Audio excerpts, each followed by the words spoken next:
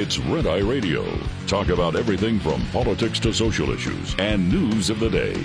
Whether you're up late or you're just starting your day, welcome to the show. From the Uniden America Studios. For Gary McNamara and Eric Harley, Dan Mandis, this is Red Eye Radio. 866-90-RED-EYE is the phone number. Thank you very much for being here. Gary and Eric return coming up next Sunday night, Monday morning. Hope you are having a good night so far. The left sure isn't. Joy Reid, somebody might want to do a welfare check on Joy Reid. The left, and if you don't know what I'm talking about, you can follow me on Twitter, at Dan Mandis Show. She put out a video, and she and the rest of the Democrats, they are reacting to the Supreme Court, basically siding with Donald Trump on immunity. And the left is just absolutely melting down. And the thing is, you know, when you want to talk about the crazy Hall of Fame, we could talk about Joy Reid and the reaction of folks on the left. And, you know, to me, we're talking earlier off the air about whether or not the left really believes all of this hyperbole that they are throwing down, because they are going just absolutely bat crap crazy over what the Supreme Court decided. And we're going to get into what the Supreme Court decided. But I think part of what I want to do is just kind of give an example, a few examples of what they have been doing, what the left has been doing to try and bring home this point that the Supreme Court has sided with Donald Trump, and how that just plays right into this notion that Donald Trump is a king. He wants to be a dictator, and now he's got his conservative Supreme Court that is siding with him. Ladies and gentlemen, enjoy the crazy that is Joy Reid. This election is no longer about the old guy that's in the White House now. Like, you know, all the op-ed pages and the New York Times can run around and opine about, you know, what Joe Biden should do. And, you know, y'all have fun with that. Enjoy yourselves, intellectual thought leaders. I no longer care. Doesn't matter to me anymore. It's above me now. It's above me now. There's a Waffle House next door. There's a Best Western next door as well. So is she talking about, like, just hiding out at a Best Western and eating at Waffle House? Like, is that what she's trying to say, that she's going to, like, hunker down at the Best Western and eat at the Waffle House? I don't really understand where she's going with all of this, but she does. She is in the crazy Hall of Fame.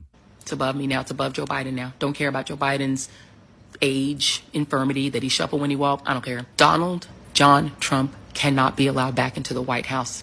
You put him in the White House, combined with this court and a Republican House and Senate, we're done, y'all. All the rights that were won in the 20th century, the hard-earned rights of women, laborers, workers, the rights of children. Remember, child labor used to be legal. The rights of black folks, forget that. The rights of non-white immigrants, forget that. All of the 20th, they are trying to repeal the entire 20th century, and they're doing it fast. I mean, come on. Between them and these crazy Republican governors, they are repealing the American century, the 20th century, because they don't like it and they want back the 19th century.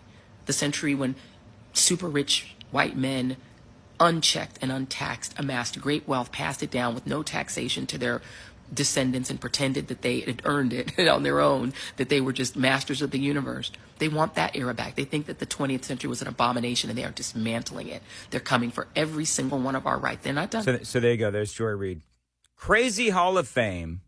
And I'm listening to that, and I'm thinking, cuckoo, cuckoo. You have this court, plus Trump, plus the House, plus the Senate, plus all these states. Y'all better vote for your lives in November. I'm gone. Y'all be good. And God, good luck and God bless. For real, for real. Is she like, what is she saying? That she's signing off of the air? She still has a very well-paying job, I'm assuming, over there at MSNBC. And so it seems like what the Democrats are trying to do is they are playing this up, because really it's the only thing that they have left. I'm going to play this one more time. You have this court, plus Trump, plus the House, plus the Senate, plus all these states.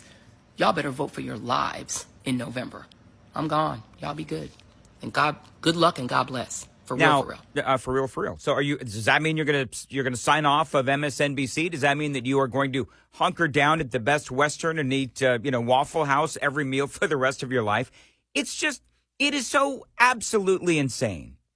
Again, congratulations, Joy Reid. Crazy Hall of Fame. That is exactly where you go. Now, the Supreme Court, and Joe Biden came out earlier tonight, and he did lie. I know that you're going to be shocked by this, but he did lie about what the Supreme Court actually said. And basically what they said, and I'm going to get into the finer points, but basically, number one, they retained the status quo. And number two, they said what we all know, that presidents are allowed immunity for core presidential responsibilities. It doesn't mean that Donald Trump can, walk out of the White House and walk over to the Capitol building and take out a couple of Democrats. It doesn't mean that. What it means is that through his responsibilities as president of the United States, whether it's Donald Trump, whether it's Joe Biden, whether it's anybody, they have immunity. Because if they didn't have immunity, as we talked about last night, then presidents would be going after former presidents over and over again, and it would never end. So what the Supreme Court did makes all the sense in the world, at least to me. They sided with Donald Trump as they did determine he's got immunity from federal prosecution for actions taken while in office. Now, let me give you the bullet points.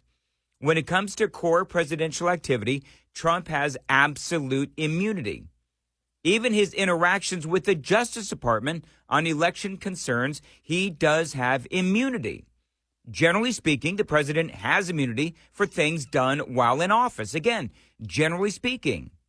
They also said that official acts cannot be used as evidence in a potential trial. That's going to be a massive issue for Jack Smith to overcome. The special prosecutor for Joe Biden, who is, as you know, going after Donald Trump for election-related charges.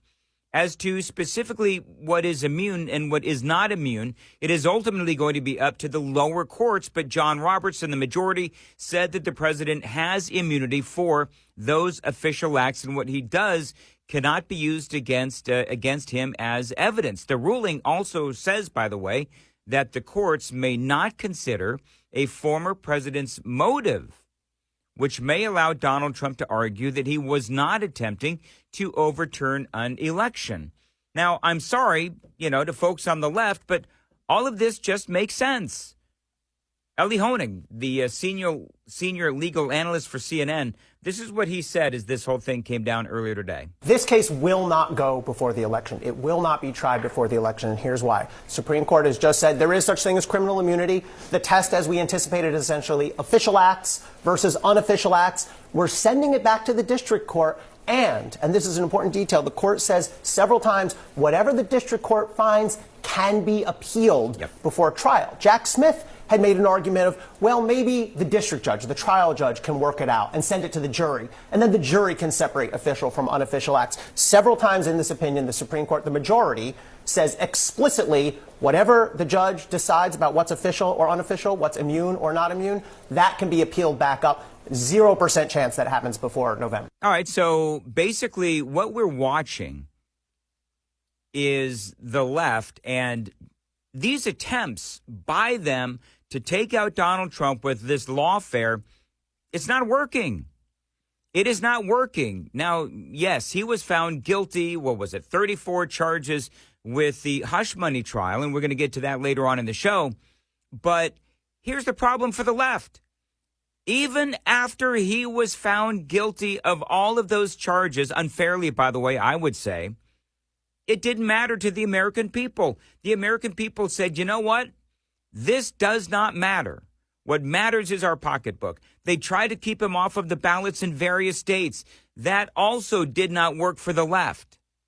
Donald Trump continues to rise in the polls. Now the Supreme Court has sided for Donald Trump in this case. So that's why the left is melting down. This is a very big deal because really what it does is it does send that case back down to the lower court where the judge, Tanya Chutkan, has now got to decide whether or not the acts Donald Trump is accused of were part of his official duties and what was not.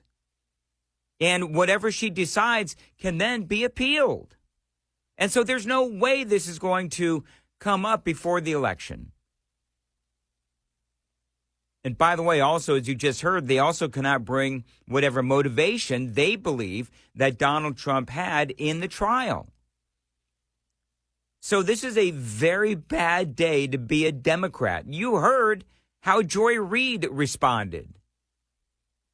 You know, an example, by the way, if Donald Trump is talking to Mike Pence about the legitimacy of certain votes and electors and allegations of fraud within an election, well, the way that I see this, as commander-in-chief, Donald Trump's role is to ensure the Constitution is upheld.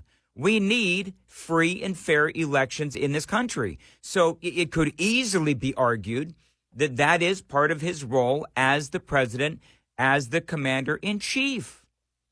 Jonathan Turley was on Fox News right after the decision came down. Here's part of what he had to say.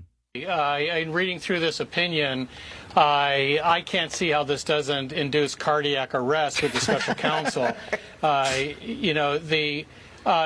one point in the opinion, they say, look, this is a quote, the indictment's allegations that Trump attempted to pressure the vice president to take particular acts in connection with his role with the certification proceeding thus involve official conduct.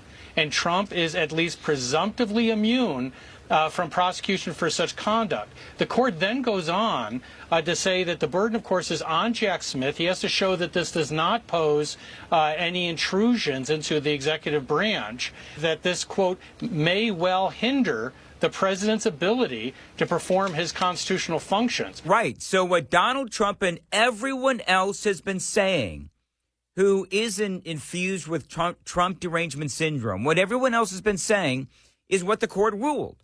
The president needs immunity to do what he needs to do.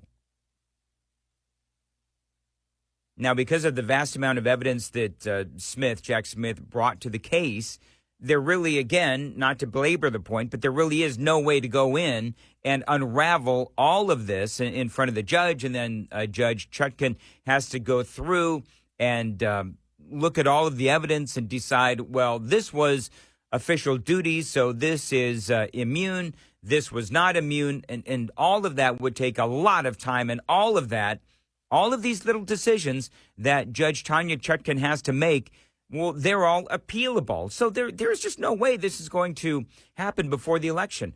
Jonathan Turley, by the way, says that the Supreme Court really did give concrete guidelines for the judges to follow. Here, the court is imposing a very significant burden on Jack Smith when this goes back to the judge. We talked about how this trial judge has proven to be very favorable towards Jack Smith.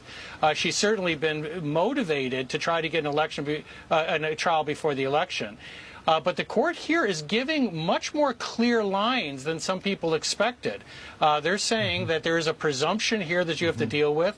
The burden is high, and the court indicates that it may view this as something that could hinder a president's authority. I mean, that's exactly right. A big win for Donald Trump today, again, going along what some would say partisan lines. And so this will continue to freak the left out. AOC, by the way, is out there threatening to impeach the 6 judges that voted in favor of Donald Trump. And by the way, John Roberts did vote with the majority. So we have the left. Again, they are freaking out, but it's really what they do. This is what they do. And there's a great montage that I have to play for you coming up at some point during this show of the hysterical left. But, you know, for me, for Republicans, or at least most Republicans and conservatives, what we really need to do this morning is just celebrate the crazy of Joy Reid. You have this court, plus Trump, plus the House, plus the Senate, plus all these states. Y'all better vote for your lives in November. I'm gone. Y'all be good. Bye. And good luck and God bless. For real, for real. All right, don't let the door hit your ass on the way out. It is Red Eye Radio, 866-90-RED-EYE, 866-907-3339. Dan Mandis here. This is Red Eye Radio. This report is brought to you by Shell Rotella. With advanced synthetic technology, is designed to help keep your rig running with more mileage and less maintenance. On a hot summer day, the last thing you want to feel is a blast of warm air when you turn on your air conditioning. A malfunctioning AC system will leave you uncomfortably shifting in your seat. Not to mention, it can affect the safety and performance of your entire vehicle and your productivity. Keep your AC system running smooth and your deliveries on schedule this summer with the following maintenance tip. Make sure the condenser on the front of your cab is clean and double check that your compressor belt is tight and in good condition. Get in touch with Red Eye Radio, toll free at 866-90-RED-EYE.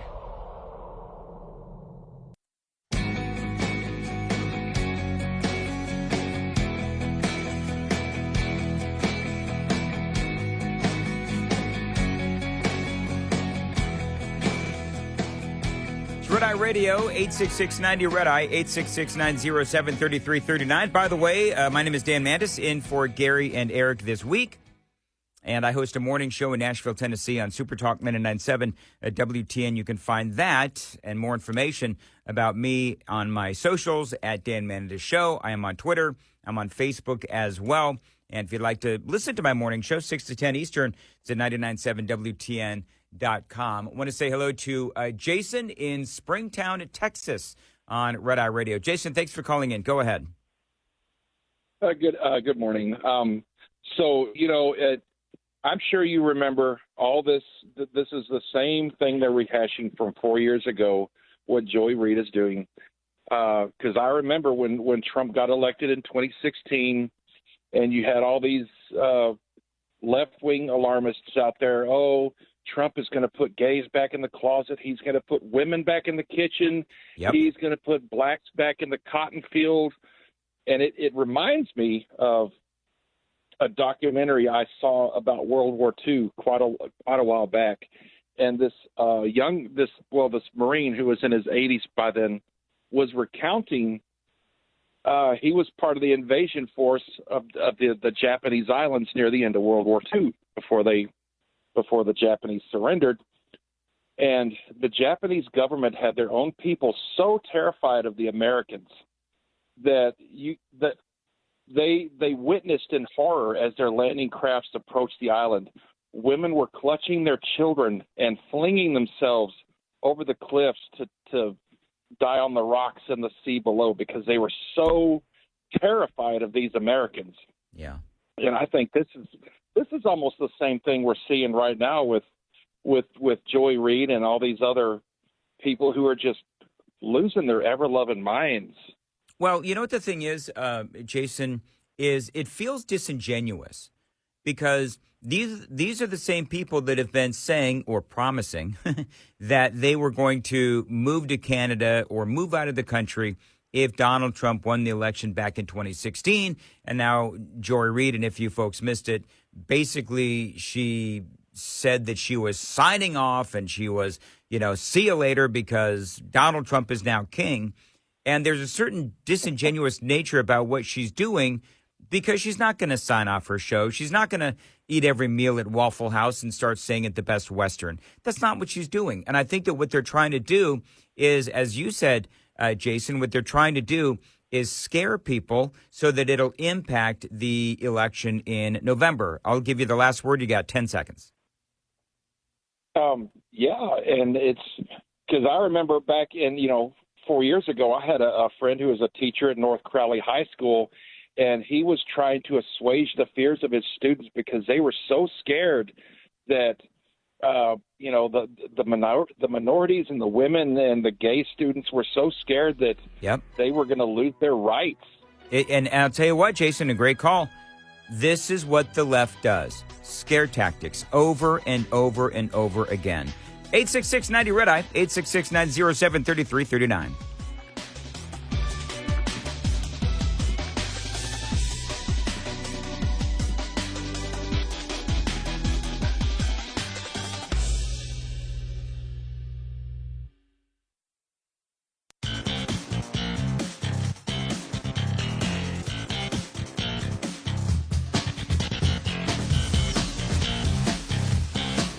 Red Eye Radio from the Uniden America Studios. Now, for Gary McNamara and Eric Harley, here is Dan Mandis.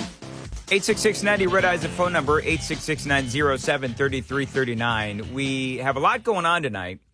One of the other things that I've noticed is happening is the media is now going after either other media members or, folks in the Biden administration and Democrat strategists for trying to protect Joe Biden. And so throughout the evening, we're going to get into that story for you as well. We have a lot of violence that is happening around America. We're going to talk about that. Horrible story out of Canada. And we're going to talk about that as well. A couple of women who are together, they're lesbians, and they're walking the streets of Canada. They were out for a night on the town, and something horrific happened where they started getting involved with in an argument with a bunch of men, apparently from Syria. And again, this is in Canada. And they got into an argument with this Syrian man, and a mob of them then just beat the living crap out of these two lesbians, these girls. And it's a horrifying scene. And they start screaming homophobic slurs and the rest of it. And this was, again, in Canada. This is the story. It's in downtown Halifax, Canada. Emma McLean and her girlfriend, they were only identified as Tori, and the girlfriend's name is Tori and Emma. And they're walking in downtown Halifax, and this was, I think, about a week ago. And they encounter a group of about 10 men they believe to be of Middle Eastern descent from Syria. And so they're just innocently walking down the street, and these guys start jawing at her. And so they start getting involved in this clearly not a good conversation. And this group of 10 men beat the living crap out of these girls, these Syrians. They the Syrians called the girls apparently some sort of a slur. And so they just took it upon themselves, these 10 men, to beat the living crap out of these women. And so when you have people who say, these guys come into either our country, in this case it's Canada, but this could have been here. And at some point it probably will be here. But you have these guys that come in to these other countries, these more civilized nations, and they don't understand that we have laws and we have customs and there are ways that you are supposed to behave. And the video of these men beating the crap out of these two lesbians should be horrifying to anyone. And in Canada, just like in the United States, there is a huge concern for these migrant populations that are invading these countries. Because they're coming from places where the custom is really just lawlessness, and it is horrific. This is not okay. This is not allowed here in the United States or in places like Canada. It's just not.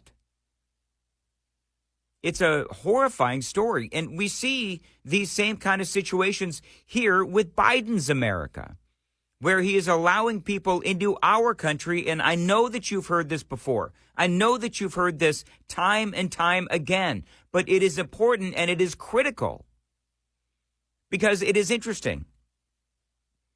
In the previous segments, we were talking about what is going on with the Supreme Court, basically siding with Donald Trump on immunity. And the left is just going crazy over this. It is an absolute leftist meltdown.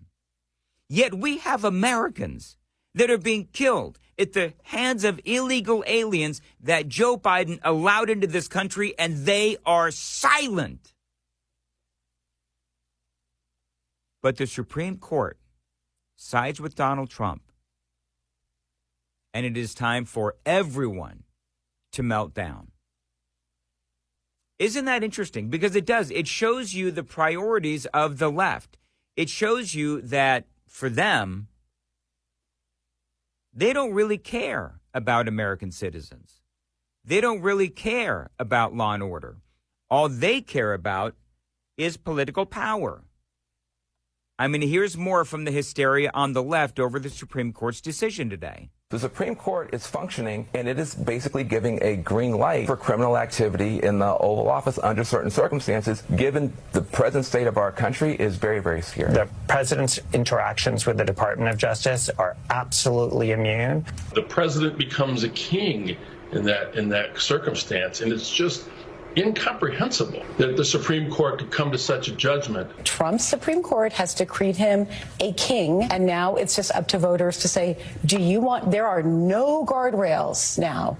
Second term for Trump, there are no guardrails. We've been on this steady march of acceptance, a normalization of political violence. Now it's almost codified. I guess, theoretically, President Biden, acting within the scope of his official duties, could dispatch the military to take out the conservative justices on the court, and he'd be immune. Think so? I mean, what ridiculous statements. But you see, what they're doing is they're trying to scare the American people. And I think the American people at this point see right through all of that insanity and all of that rhetoric and all of that hand-wringing. And the bottom line is the Supreme Court, and I mentioned this previously, the Supreme Court, basically, they kept the status quo. This is what Trey Gowdy said. Presidents have always enjoyed powers that the rest of us do not. I read that dissent as just, they must not have read the majority opinion, because the majority opinion is pretty simple. Unofficial acts have no immunity at all. Official acts, there is immunity. I mean, that's it. That's basically it. That's what Jonathan Turley said as well. Well, don't tell that to Joe Biden, who was out there tonight addressing the nation and saying, well, this is going to embolden presidents to act like kings. This nation was founded on the principle that there are no kings in America. Each of us is equal before the law. No one is above the law, not even the President of the United States. With today's Supreme Court decision on presidential immunity, that fundamentally changed. For all practical purposes, today's decision almost certainly means that there are virtually no limits on what a president can do. This is a fundamentally new principle. Again, just understand that a president has always had great immunity for official acts. I mean, the classic example that everybody's talking about these days is Obama killing an American overseas because he deemed him to be a terrorist. Now, I believe the reaction here is because it means that Donald Trump is going to not have to face a trial before the election, and he may not face one at all.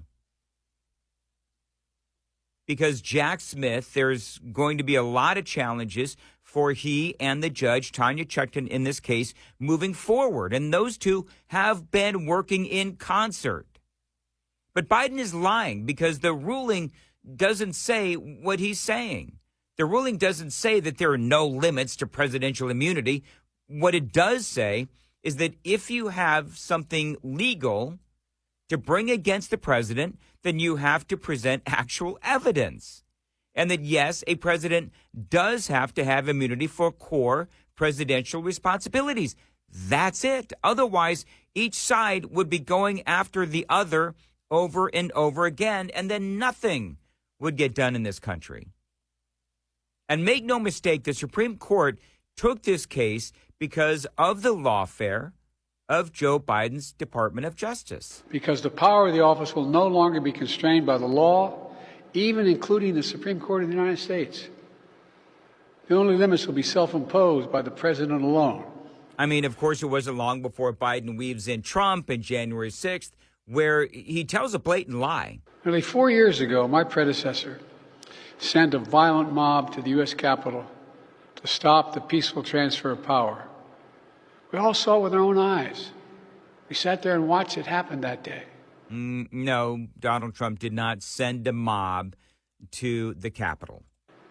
Attack on the police, the ransacking at the Capitol, a mob literally hunting down the House Speaker, Nancy Pelosi, gallows erected to hang the Vice President, Mike Pence, I think it's fair to say it's one of the darkest days in the history of America. Right. Again, Trump didn't send those people into the Capitol. He said march peacefully and patriotically, just like Trump didn't say that white supremacists were good people. But you see, Joe Biden hates Donald Trump and feels like he himself is immune from telling the truth. I mean, clearly that's how Joe Biden lives day to day. Now the man who sent that mob to the U.S. Capitol is facing potential criminal conviction for what happened that day. And the American people deserve to have an answer in the courts before the upcoming election. The public has a right to know the answer about what happened on January 6th before they are asked to vote again this year. Now, because of today's decision, that is highly, highly unlikely.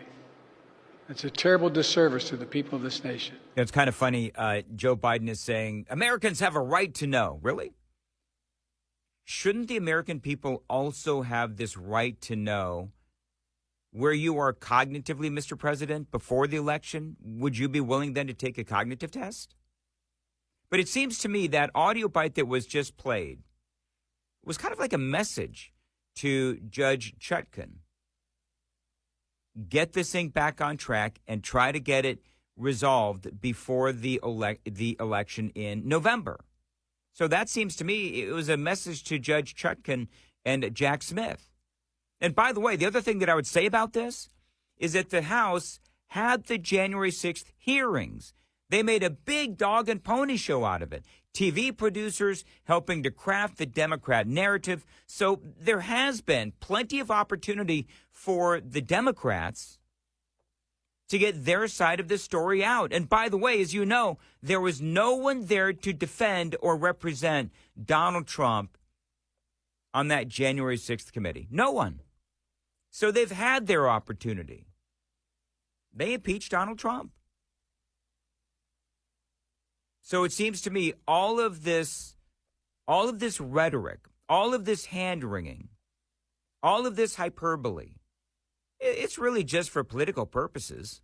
So now the American people have to do what the courts should have been willing to do, but will not. The American people have to render a judgment about Donald Trump's behavior. The American people must decide whether Donald Trump's assault on our democracy on January 6th makes him unfit for public office in the highest office in the land. So you see what he's doing.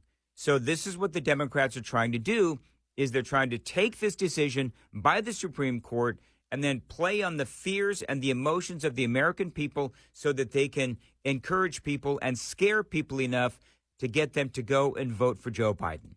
The American people must decide if Trump's embrace of violence to preserve his power is acceptable.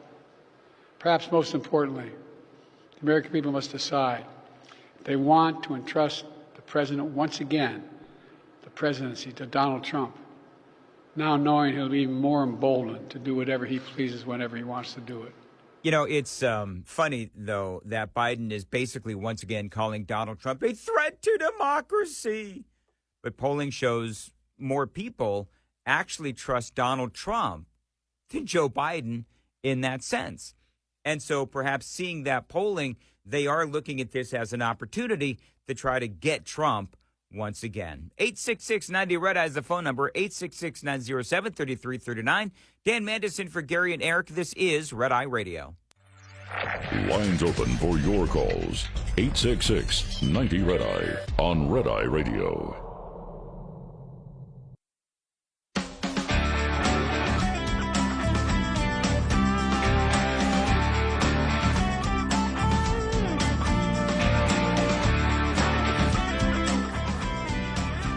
Red Eye Radio, 866-90-RED-EYE is the phone number, 866-907-3339. Dan Mandis here in for Eric and Gary. You know, it is interesting.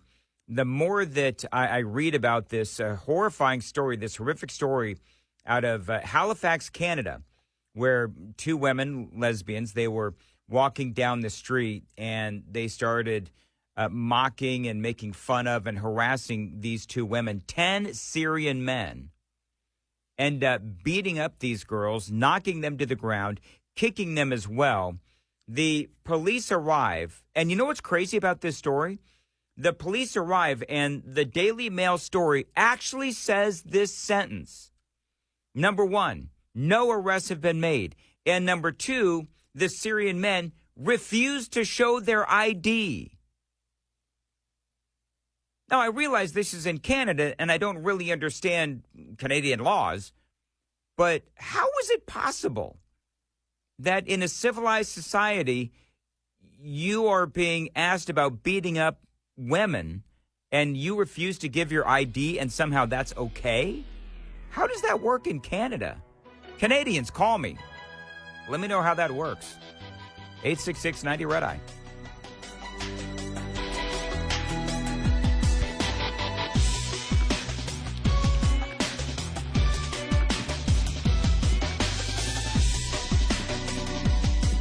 Top of the Hour News is brought to you by House Products.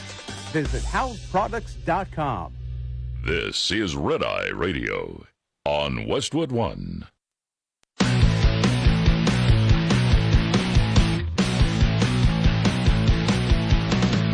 Now, it's Red Eye Radio. Talk about everything from politics to social issues and news of the day. Whether you're up late or you're just starting your day, welcome to the show. From the Uniden America Studios.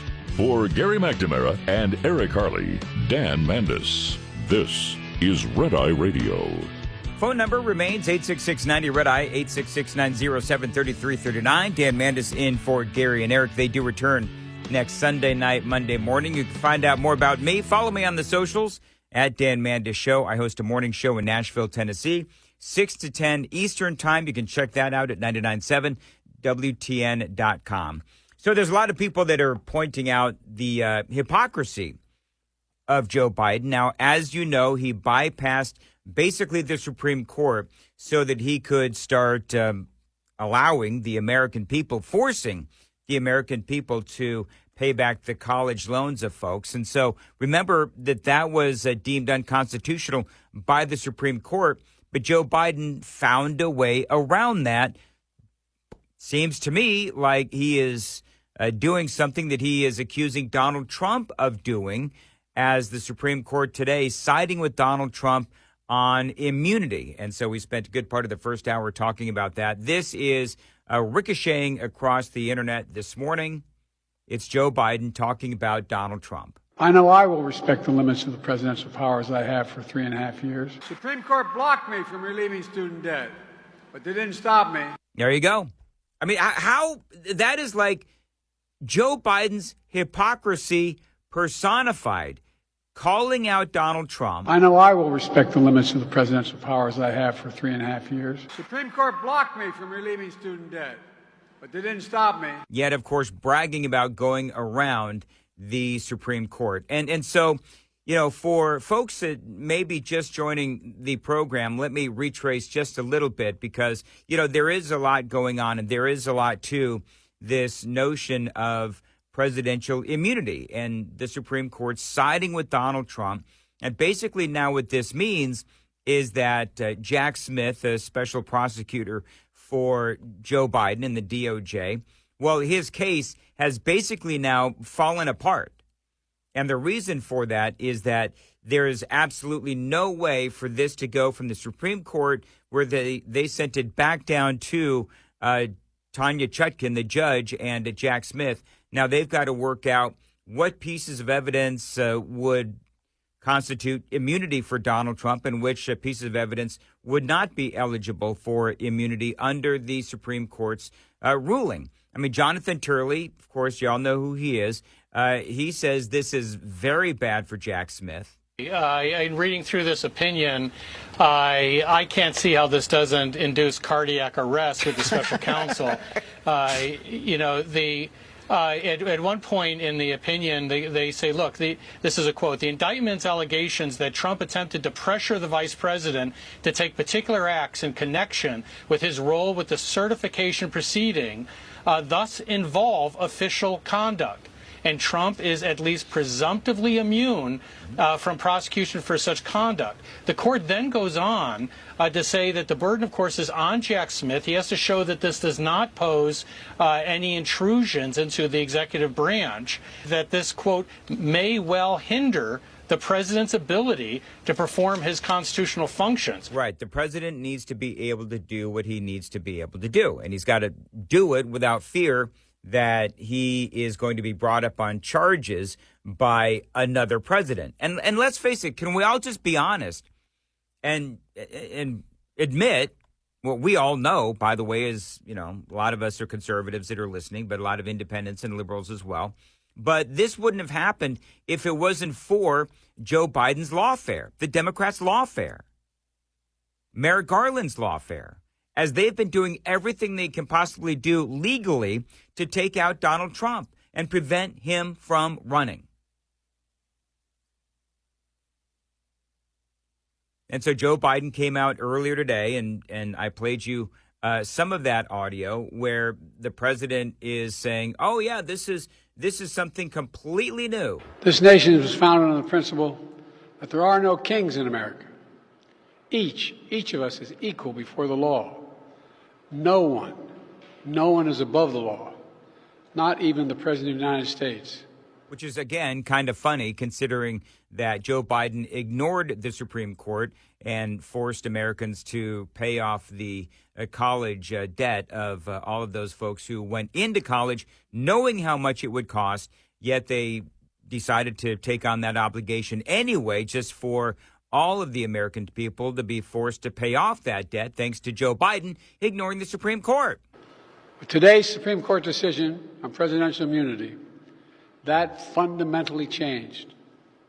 For all practical purposes, today's decision almost certainly means that there are virtually no limits on what a president can do.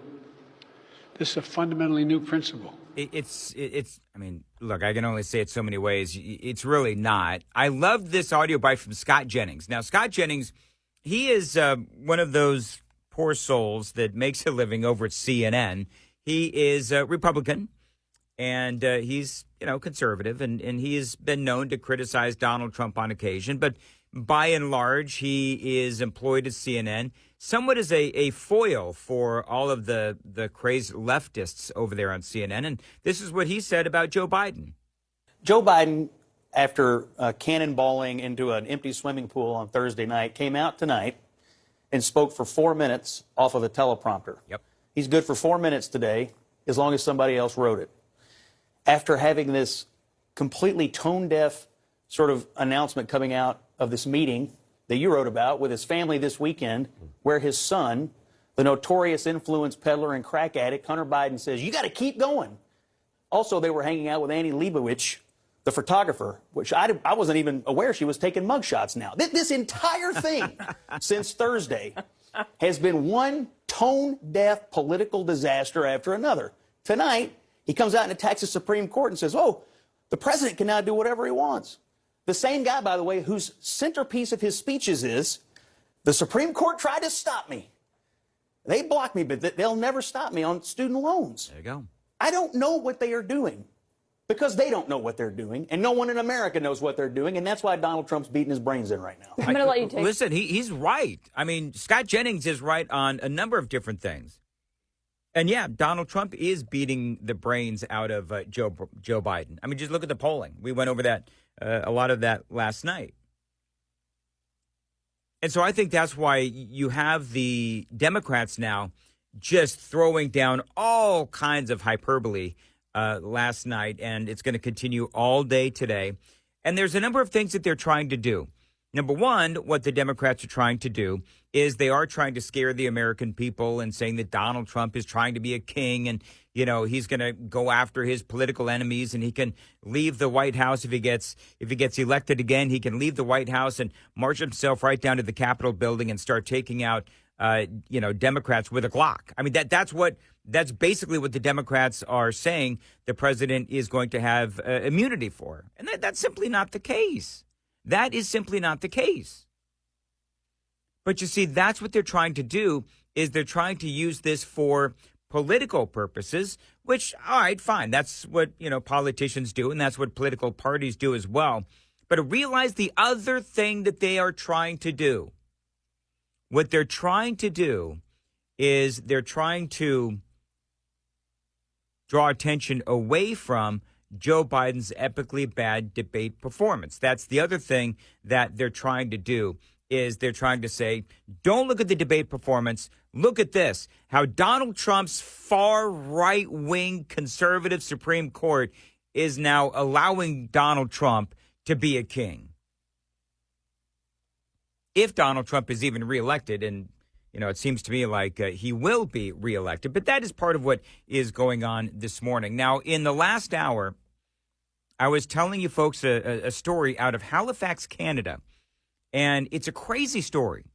Couple of women, they're lesbians, and they're walking down the street in downtown Halifax, Canada.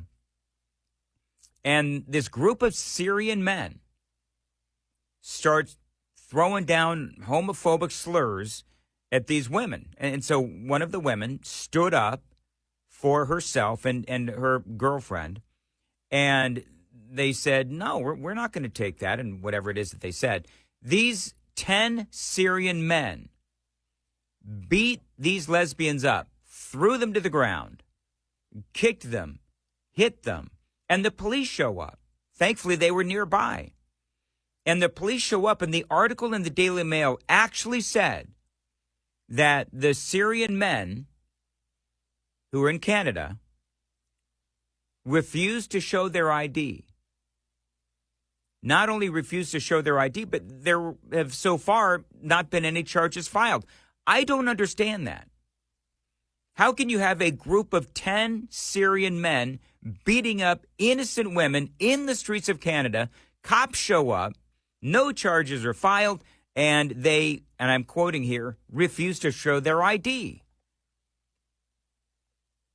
Now, John is from Canada. He's in Oregon now. And but you're from Canada, and it's the police. They're allowed to ask for ID, right? And are you supposed to show ID? First of all, I'd like to say, well, my name is Jason, actually, but I would like to say that my sympathies go out to these two women, for starters. Yeah. No one should deserve, no one deserves any kind of treatment like that ever, period. There is absolutely no excuse for that kind of behavior. And second, I am from the province of BC and city of Kamloops. And anytime that I was ever asked for ID by an RCMP officer, I gave it because it's the law. And for these men not to give up their respective IDs, they're breaking the law, period. I should know because I had coaches when I played hockey all those years they were police officers, and they were my coaches. And they flat out told me that, yes, you do have to produce some sort of ID when they ask for it. And the only thing I can think of, and it makes me angry, that Canadians have allowed this garbage to happen like what's happening here in America. Go on. And it comes from Justin Trudeau, the Prime Minister. Yeah. That man needs to go bye-bye. He's absolutely horrible for Canadians. And what happens in Canada happens here in the United States. Well, Jason, I got to run, but I appreciate it, and I appreciate your passion. And he's right. I mean, what's happening in Canada, and I don't know everything that's happening in Canada, obviously, but what I do know is that what we saw in Halifax with those 10 Syrians. Well, listen, we've got guys coming in here from, all kinds of horrific nations like Syria and Iran, China, Venezuela, El Salvador, Honduras, what Donald Trump called crap hole countries, where their culture clearly does not align with ours. And Jason, living in Oregon but from Canada, is absolutely right. I was on a cruise ship. It's going to sound weird, but I was on a cruise ship, and this was, I think, about 4 months ago. And I was talking to a guy from Canada, and I mean, he sounded a lot like Jason. You know how when you're sort of tiptoeing around, you're talking to strangers, and you're kind of tiptoeing around your political beliefs because you don't really want to go politics while, you know, we're on the deck and, you know, sun's out and we're in the hot tub, right? And so you've got all these people around, but we started talking about politics. And he, again, sounded a lot like Jason. He was a big fan of Donald Trump, and they were from Canada. I think it was Toronto. And they were no fans of Justin Trudeau because this is the kind of crap that we're seeing here in America. And yes, this is also the kind of crap that they're seeing in Canada. And there's no excuse for a group of 10 Syrians to throw down homophobic slurs. Then when the women stand up for themselves, they get thrown to the ground, beaten up, kicked, for the police to show up, no charges filed, and the Syrians, air quoting here, refusing to show ID. How does anybody in Canada or anywhere else think that that is a good idea? It's not. But as Canada and America turn more and more left, this is the kind of stuff that we're seeing. And that is why the American people, at least here, that is why the American people are looking at this and they are voting more right, more conservative. All of a sudden, Donald Trump doesn't look so crazy to the American people. After 3.5 years of Joe Biden's America, there does need to be a big-time shift back to the right. The phone number, 866-90-RED-EYE, 866-907-3339. Dan Mandis here. This is Red Eye Radio. Brought to you by FPPF, Fuel Power Max. Managing time is key. Successful owner-operators know that simply running hard is not enough. If it were that easy, anyone could do the job and expect the profits to roll in. It generally pays to slow down. There is a trade-off in higher costs, not to mention the increased risk for driving fast. If driving slower takes time away from you, you could find some of the ways to get it back. Never take time off during the last 2 weeks of the quarter or the last week of the month, when freight typically is abundant. Sometimes it works to your advantage to look for loads that take you through home rather than to home. The latter can interrupt your revenue stream and require additional time to get back up to full speed again. Owner-Operator Business 101 is provided by Overdrive's Partners in Business program. Go to overdriveonline.com to the Partners in Business section of the website for more details on this and many other topics. Brought to you by Shell Rotella, with advanced synthetic technology is designed to help keep your rig running with more mileage and less maintenance. Get in touch with Red Eye Radio, toll free at 866-90-RED-EYE.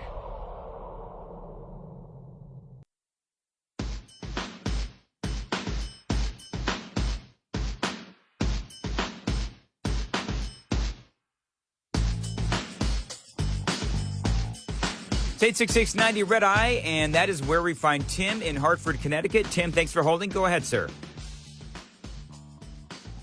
Hi, Dan. Thanks for taking my call. Interesting. You mentioned the student debt that Mr. Hypocrite Biden.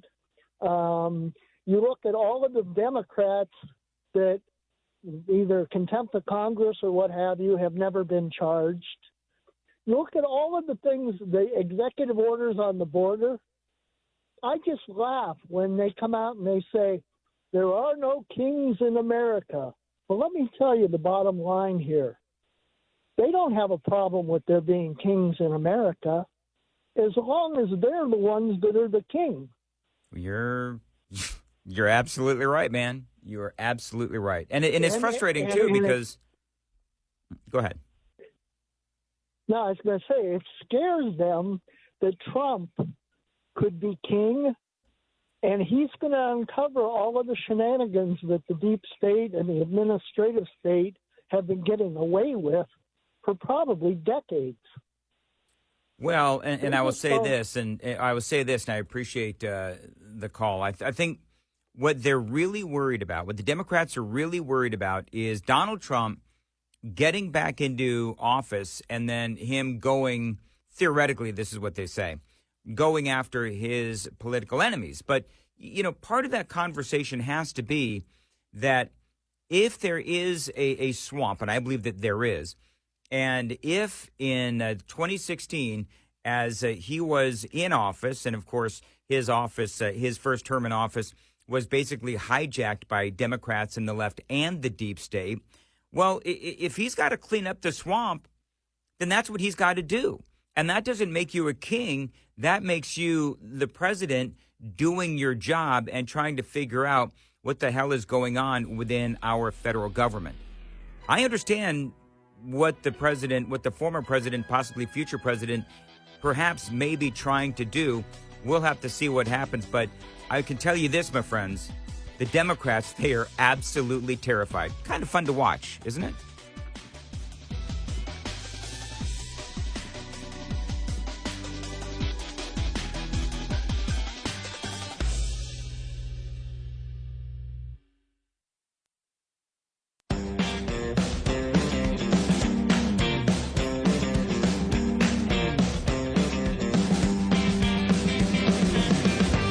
Red Eye Radio from the Uniden America Studios. Now, for Gary McNamara and Eric Harley, here is Dan Mandis. 866-90 Red Eye, 866-907-3339. This is indeed Red Eye Radio. For Eric and Gary, they will be back next Sunday night, Monday morning. You know, I don't know how many times Donald Trump has to say the same thing over and over again. So you wouldn't support a national ban? No, I wouldn't support a national ban. No, I would not. Donald Trump would not support a national ban on abortion. He has said it over and over and over again. So you wouldn't support a national ban? No, I wouldn't support a national ban. No, I would not. Countless interviews on radio, on television, print, websites, podcasts. So you wouldn't support a national ban? No, I wouldn't support a national ban. No, I would not. So why do the Democrats keep lying to the American people? This is the headline from Fox News. I love this. Elon Musk rips into Kamala Harris for lying about Donald Trump's abortion position. Now, Trump's official abortion position, in case you don't know, is he got it sent back down to the states, and the states, they all have their different laws regarding abortion and so forth. And, you know, Trump also believes in the exceptions. And so for Kamala Harris to send out this tweet, Donald Trump would ban abortion nationwide. She says from her official Twitter account, or X, President at Joe Biden and I, she says, will do everything in our power to stop him and restore women's reproductive freedom. She's lying. She knows that she's lying. Joe Biden knows that he's lying. And the Democrats know that they're lying as well. And so for Elon Musk, he saw that, again, on Twitter. He owns Twitter X. And so this is how the story goes. Ex-owner Elon Musk ripping Vice President Kamala Harris for lying on Monday about former President Donald Trump's position on a national abortion ban. The post was hit with a rejoinder from Community Notes, the platform's way for readers to offer context to messages viewed as false or lacking context. In this case, users posted information from CNN, BBC, the Associated Press, the New York Times, and Donald Trump's own Truth Social account that went against Harris's claim. Trump, they say, of course, as I just played you the audio, Trump has said abortion limits should be left to the states, and he recently posted a video on Truth Social detailing his abortion position. He says, and this is according to the story, and I've played the audio many times. My view is now that we have abortion where everybody wanted it from a legal standpoint. The states will determine by vote or legislation or perhaps both, and whatever they decide must be the law of the land, in this case, the law of the state, Donald Trump said. And so people just started fact-checking Kamala Harris. Musk scolded Kamala Harris for lying on his social media platform. Here's what he said. When will politicians, and again, this is Elon Musk, when will politicians, or at least the intern who runs their account, learn that lying on this platform does not work anymore? I think that's great. I love what Elon Musk did. And I think that for conservatives, I mean, this is what we have to do. We have to fight their lies with the truth. And this comes up all the time and time again. This has come up where the Democrats and Joe Biden and all of these other people, including Kamala Harris, they keep lying about Donald Trump's views on abortion. And the truth is out there. Yet they continue to gaslight the American people. And for the American people, and for those of us who pay attention, we know that this is something that they're clearly, obviously known for. John is in Michigan on Red Eye Radio. John, thanks for calling in. Go ahead. Yeah, I never get into these radio shows, but it's in the middle of the night, so. Well, here you are. I just wanted to come. Yeah, thanks for taking my call. Anyway, I just wanted to say a couple of things. First of all, Joe Biden is a known commodity. He's been lying his whole adult life. He was probably lying when he was a kid, and he's never stopped since, because he seems to get his way when he lies all the time. Well, we're calling him on it, but he gets away with it because the media and his administration is covering for him all the time. But I see him as a globalist shill. He doesn't have a mind of his own. He's just doing what his globalist partners are telling him to do. Right. But as far as the American president and being kings, and like you've said several times now in the little while I've been listening to you, they lie about Trump all the time. Everything they say about him is a lie. But Biden, just by his acts of dismantling the border, he's acting as a king. He's actually committing treason. You know, yep. That's how I see it. Well, and here's the thing with well, and I would agree. And here's what I would also say. And John, I appreciate you calling in. Part of the problem that the Democrats are faced with feel like insurmountable. They have a president who completely imploded on the national worldwide stage, actually, during that debate. Number one, he was ill-prepared because, as I said last night, according to what I've read by a couple of different folks, they prepared Joe Biden for the bull in the china shop, Donald Trump, interrupting, belligerent, and all of that. And so Trump knew that he had to take a different approach, and he did. And Joe Biden was not prepared for that. And so for those people, and I was one who said that Donald Trump, he just has to let Joe Biden speak. Because if you've spent any amount of time watching Joe Biden, you know that when he gets in trouble is when he's just left to his own devices and he's got to just talk. And he wasn't prepared to defend his policies. He wasn't prepared to go after Donald Trump. He wasn't prepared to tell the truth about what is going on in America today. And all of this BS about how, he had a cold, he had an off night, it is just ridiculous. Because people know what's been going on with this president for a long time. And so we talked about this at great length last night, so I'm not going to go on and on about it. But I think that the American people, based on the polling, know how bad Joe Biden has been. The American people know, millions of Americans have been watching and listening to this president, and they know, and we know with our own eyes, what is going on. It wasn't just a night. It has been months and years that he has been showing this cognitive decline. And so, quite frankly, it's not hard to see. It's not hard to spot. It is right in front of us all the time.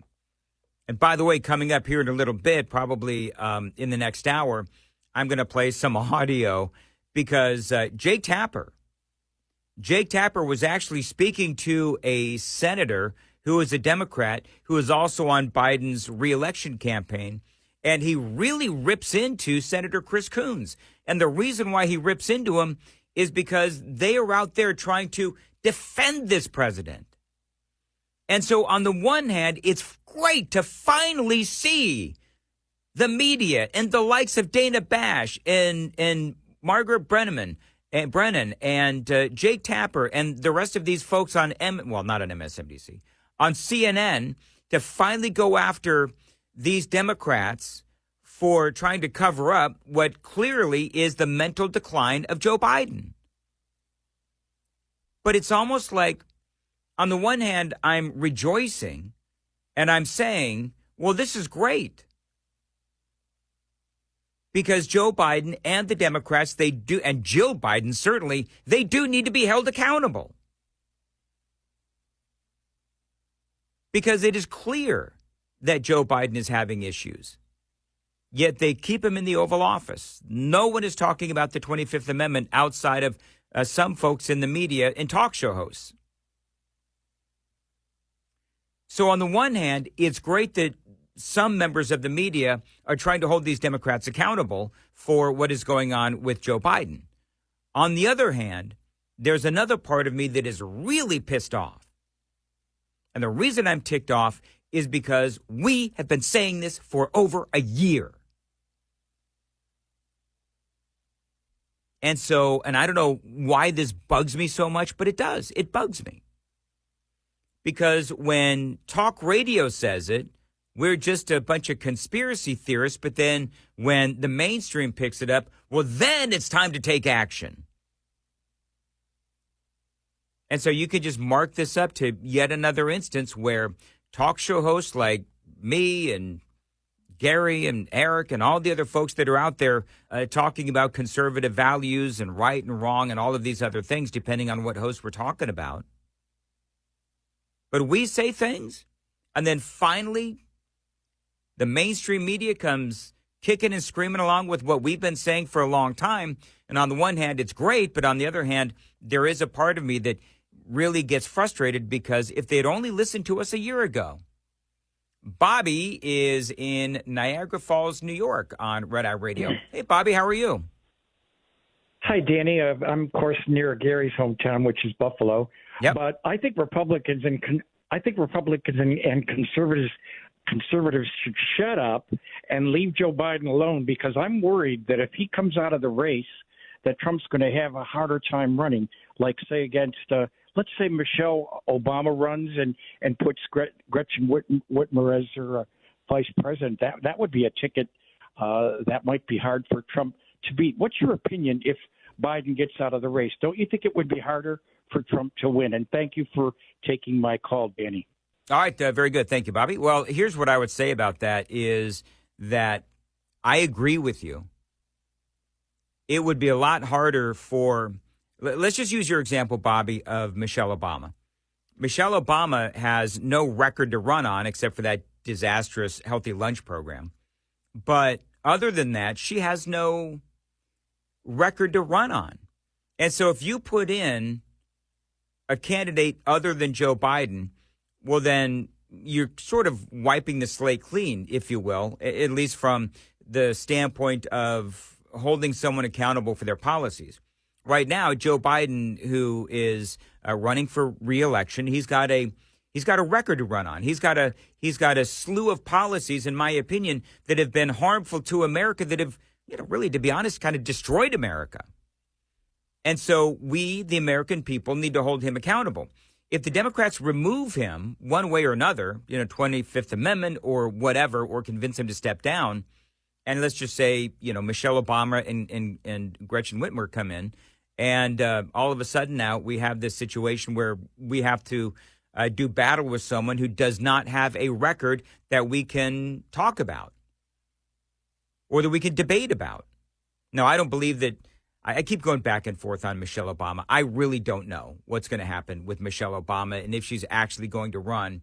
But you could talk about Michelle Obama. You could talk about, again, I mentioned last night, a number of different times, this Wes Moore out of Maryland.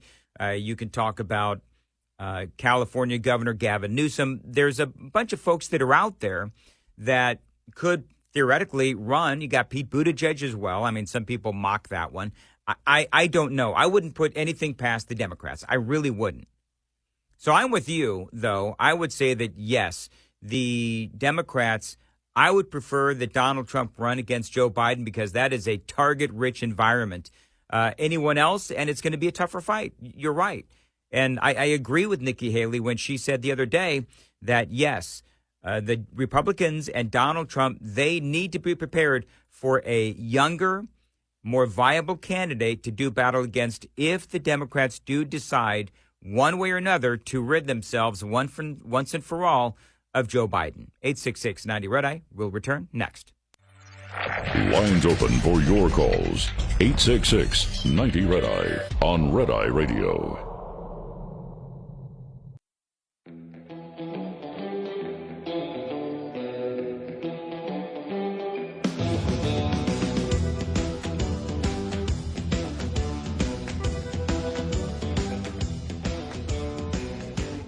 Red Eye Radio, 866-90 Red Eye, 866-907-3339. My name is Dan Mandis. In for Eric and Gary. Got a whole lot in the next hour if you want to stick around, including evidence now that the media, they really are beginning to hold Democrats accountable for their support of Joe Biden. Clearly, a president who is having issues cognitively. So that story for you and a whole lot more straight ahead. Your calls as well, 866-90 Red Eye, 866-907-3339.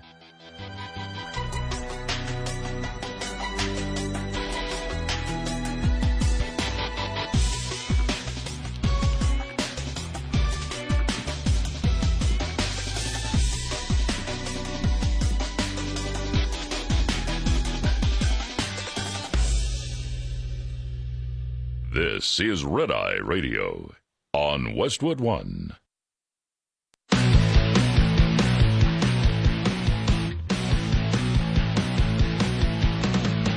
Now, it's Red Eye Radio. Talk about everything from politics to social issues and news of the day. Whether you're up late or you're just starting your day, welcome to the show. From the Uniden America Studios. For Gary McNamara and Eric Harley, Dan Mandis, this is Red Eye Radio. Appreciate you listening. 866-90 Red Eye is the phone number, 866-907-3339. Gary and Eric return next Sunday night, Monday morning. You can find out more about me on the Dan Mandis Show Facebook page. Follow me there. Also follow me on Twitter if you would. All the socials at Dan Mandis Show. I do host a morning show in Nashville, Tennessee on Super Talk 99.7 WTN. Tune in if you'd like on all the usual places if you would like to stream it. We also show the show on YouTube and Facebook as well. 99.7 WTN is where you can find us, and also the website is 997wtn.com. What is next for the Democrats? Now, here's one of the things that I'm noticing is that you do still have, by and large, most of the Democrats that are standing by Joe Biden despite what happened with that miserable, horrific debate experience. Now, what I'm also showing and what I'm also noticing is that the Democrats are standing by Joe Biden and the media is trying to hold the Democrats accountable. Now, I think the media, they're upset because Joe Biden's inadequacies is going to mean that Donald Trump is going to end up in the White House again. And so that's why the media is striking back at the Democrats. They're not upset that the Democrats are basically lying to the American people. They're upset because Joe Biden and his inability to effectively communicate or legislate means that Donald Trump is going to end up in the White House again. So that's why the media is getting so angry, is because the worse that Joe Biden gets, the more powerful and the more popular Donald Trump is. So that's what they're worried about. The media could give two craps about the American people or the fact that we have a president right now who is cognitively impaired. No, they just care about the fact that after this election, very possibly Donald Trump is going to be in office again.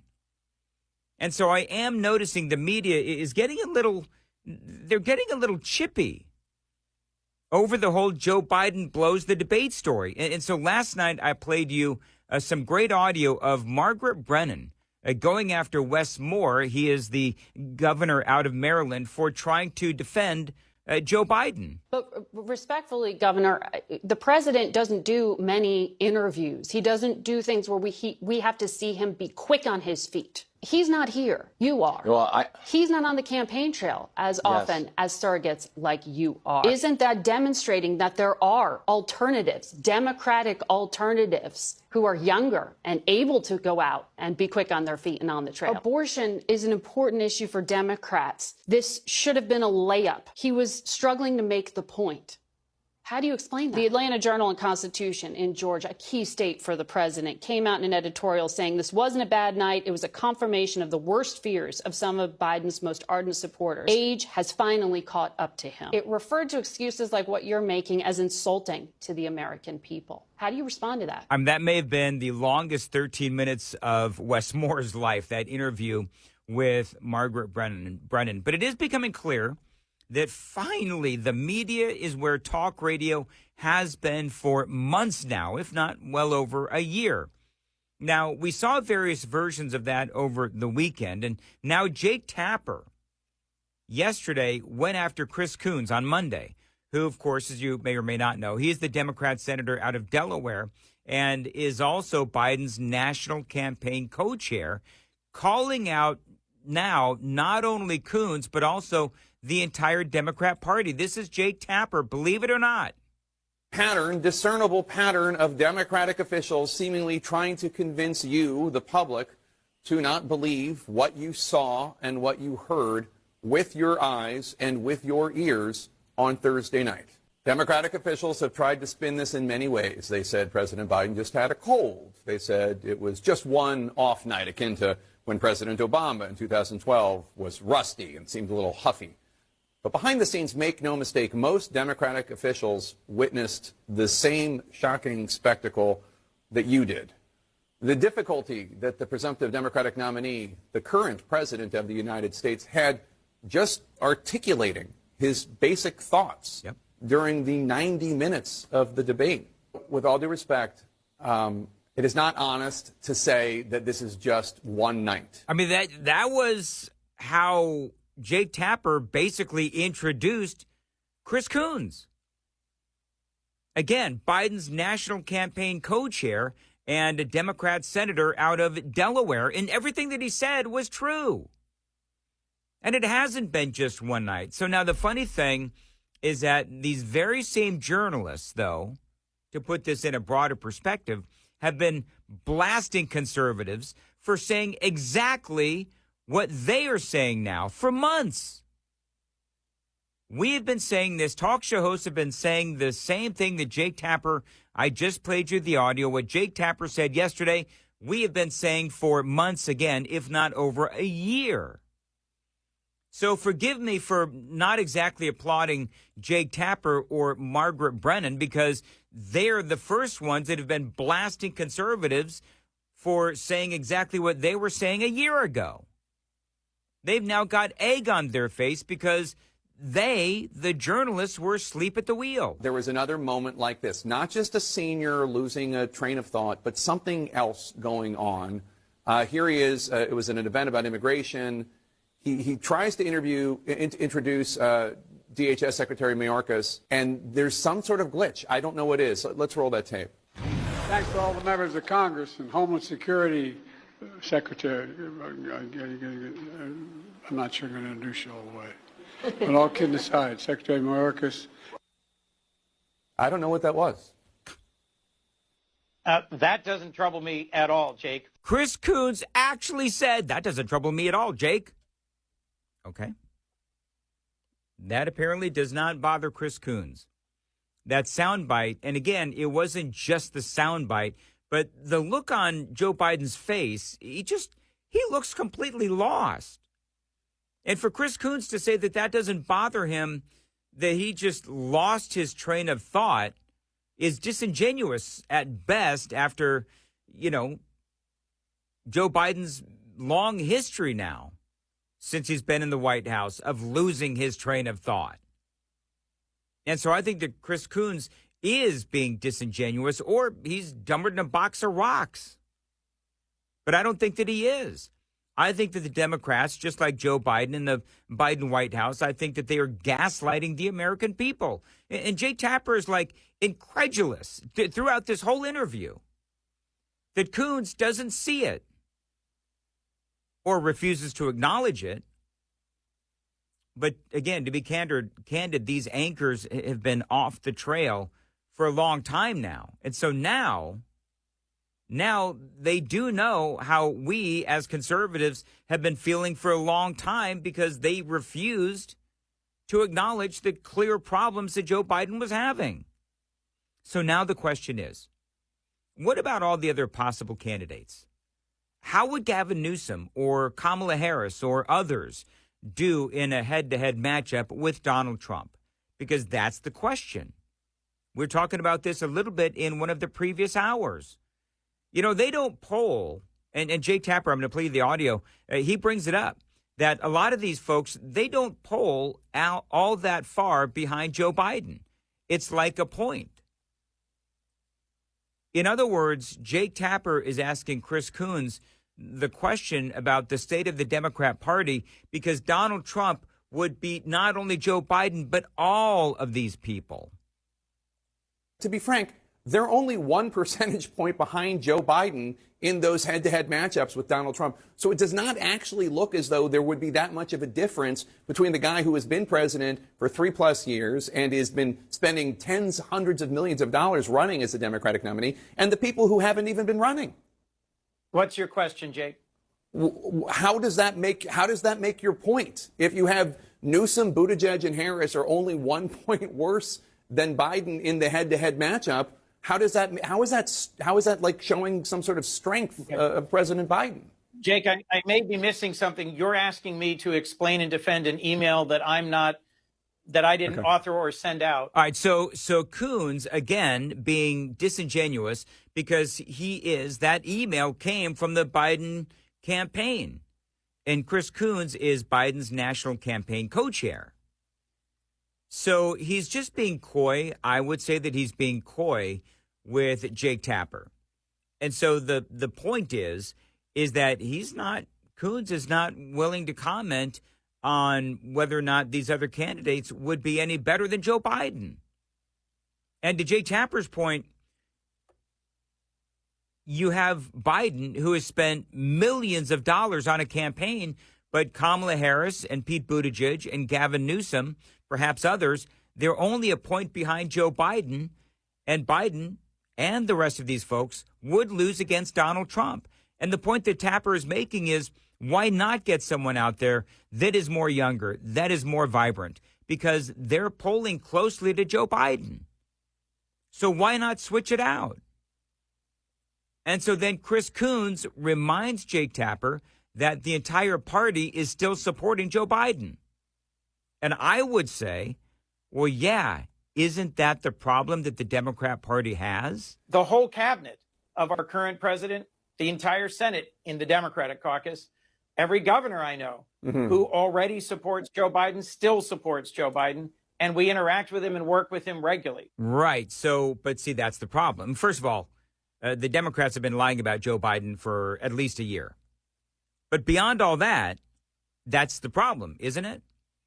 Because for the American people, we look at Joe Biden and he is emblematic of a number of different things. High inflation, wide open borders, the failed pullout of Afghanistan, and billions of dollars going to Ukraine. And that is not only a Joe Biden problem, but that is a Democrat Party problem. And so it's no wonder that you have all of these other Democrats like Kamala Harris and Pete Buttigieg and Gavin Newsom and others, where they're not polling all that far behind Joe Biden because they have failed policies. And so when you look at how poorly Joe Biden is doing as it relates to the issues, he is underwater in almost every issue, maybe not abortion, but the rest of them, he is. And there's not a policy out there that Joe Biden is underwater on that the Democrats haven't been standing by Joe Biden and defending those same policies that are so incredibly unpopular with the American people. That's the problem that Joe Biden has. That's the problems that the Democrats have. So I think that tells you a lot about the Democrats, is that they're a bunch of lemmings. That's why this is not a Biden problem. This is a Democrat problem. And so then the question is, why won't Biden fix this by simply having a press conference to put all of this to rest? All of these accusations by those Republicans, all of those conspiracy theorist Republicans who have been saying that Joe Biden is losing his mind, why not put all of this to rest by Joe Biden simply going out and having a press conference and putting all of this to rest? I think it is easy to settle this right now by President Biden going to the Brady Press Center, the press file in the White House, and doing a 2-hour press conference. Everybody would cover it live. Networks probably would cover it live. He'd answer all these questions. It's not a crazy thing to expect a president to do. And the fact is, you know that. The campaign knows that. The White House knows that. That's how you settle this. You just put him in front of reporters, and he handles himself with acuity, aplomb. We all see it was just a fluke. Oh, my God, I can't believe it happened. And we move on. The fact that you haven't done that says quite a bit to me. Mm-hmm. Jake, what I've just said maybe 3 times in this interview is that is what I am urging and recommending. I think that the Biden family had a long scheduled family retreat at Camp David where they had a family photograph taken and they were discussing both this debate and the summer and their plans. And I'm encouraging them to add something like that to the schedule, whether it's a 60 Minutes interview or something at the podium at the White House or a town hall. That's not up to me to decide. But that's what I've been encouraging our president to do. I love that. 60 Minutes interview, a bunch of softball questions predetermined and given to the president with all of the answers constructed for him. No, I think that if Biden wants to put all this stuff to rest, he does have to face the White House press corps. He's got to face Peter Doocy. He's got to face the other reporters there from the White House press corps, and they're angry because they're asking a lot of questions and they're asking for access that they're not getting. They're not getting answers to the questions and they're not getting access to the president. Now, they won't do that. The White House won't do that. They won't have that press conference because they can't. Because he won't. Because he simply is unable to handle the onslaught of all of that questioning by the media. Now, Joe Biden did have a good speech over the weekend, strong voice, vowing to get back on the horse. But it seems to me that that's going to be their battle plan. But I don't believe it's going to help because it's a big difference between pre-prepared remarks with a podium and the president basically reading off the teleprompter. That's not the same as going and facing actual questions from the media and the American people. 866-90-RED-EYE is the phone number, 866-907-3339. Get in touch with Red Eye Radio, toll free at 866-90-RED-EYE.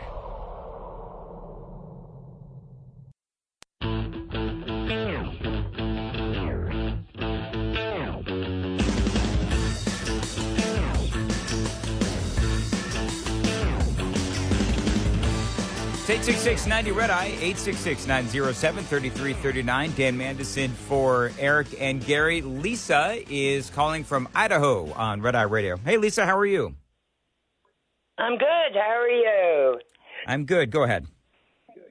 Hey, well, yeah, with this Supreme Court decision, the way I'm seeing it is I don't think the Democrats have anything to gripe about because can't Biden use it the same way and get himself out of his troubles?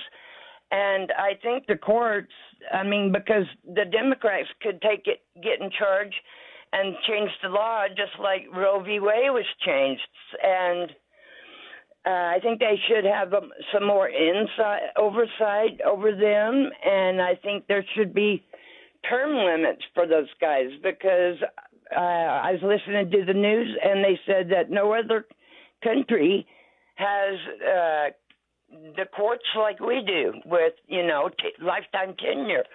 So I really don't understand what the Democrats are griping about. So that's all I had to say. All right, Lisa, thank you very much. Number one, the ruling by the Supreme Court, it's going to apply equally to all presidents. So that's number one. Number two, the Democrats are just griping because their worry is that Donald Trump is going to, I think it's pretty clear that Donald Trump is going to be reelected. And so they are concerned that the president is going to go in there and just start, carrying out political assassinations. That's clearly what they're worried about. And part of the dialogue today, and I'm going to get into this after the bottom of the hour, part of the dialogue today is that you have some people on the left, including some Supreme Court justices, who are horribilizing what they believe that Donald Trump will be doing. And it's getting to the point where it's actually kind of ridiculous in a way. So we're going to talk about that and a whole lot more. Part of the discussion has to be, and I love the headline out there, because you've got now John Roberts, Justice Roberts, who is actually chiding the more liberal members of the court. And part of what he's saying is you need to just calm down. You need to just chill. The headline from Fox News, justices are now claiming immunity ruling allows presidents to poison staff and have Navy SEALs kill political rivals. Come on. So now you've got Chief Justice John Roberts chiding the liberal justices for fear-mongering. Details and a whole lot more straight ahead. 866-90-RED-EYE.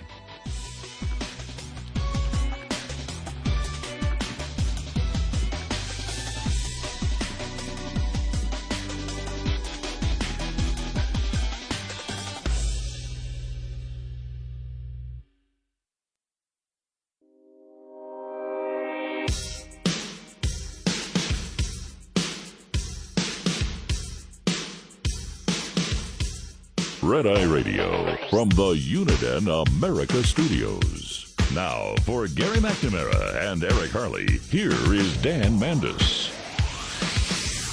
866-907-3339. Appreciate you listening to Red Eye Radio. Gary and Eric, they return next Sunday night, Monday morning. And right now, Bill is on Red Eye Radio calling from L.A. Hey, Bill, how are you? Hey, Dan. Good to hear you. Hey, as a former corporate newspaper writer myself and Columbia J School grad, pre-Hamas era, I see this embarrassing media frustration as nothing but karma for their betrayal of the First Amendment during the last 7 years. That's a great point. That is a great point. And you're right, because you know what it feels like to me sometimes, Bill, and as a former journalist, I think that you'll understand this. I call myself a recovering journalist, but nowhere from what you were. I was a mere radio journalist, if you will, a reporter and an anchor and that kind of a thing. But I feel like journalism these days is more like activism.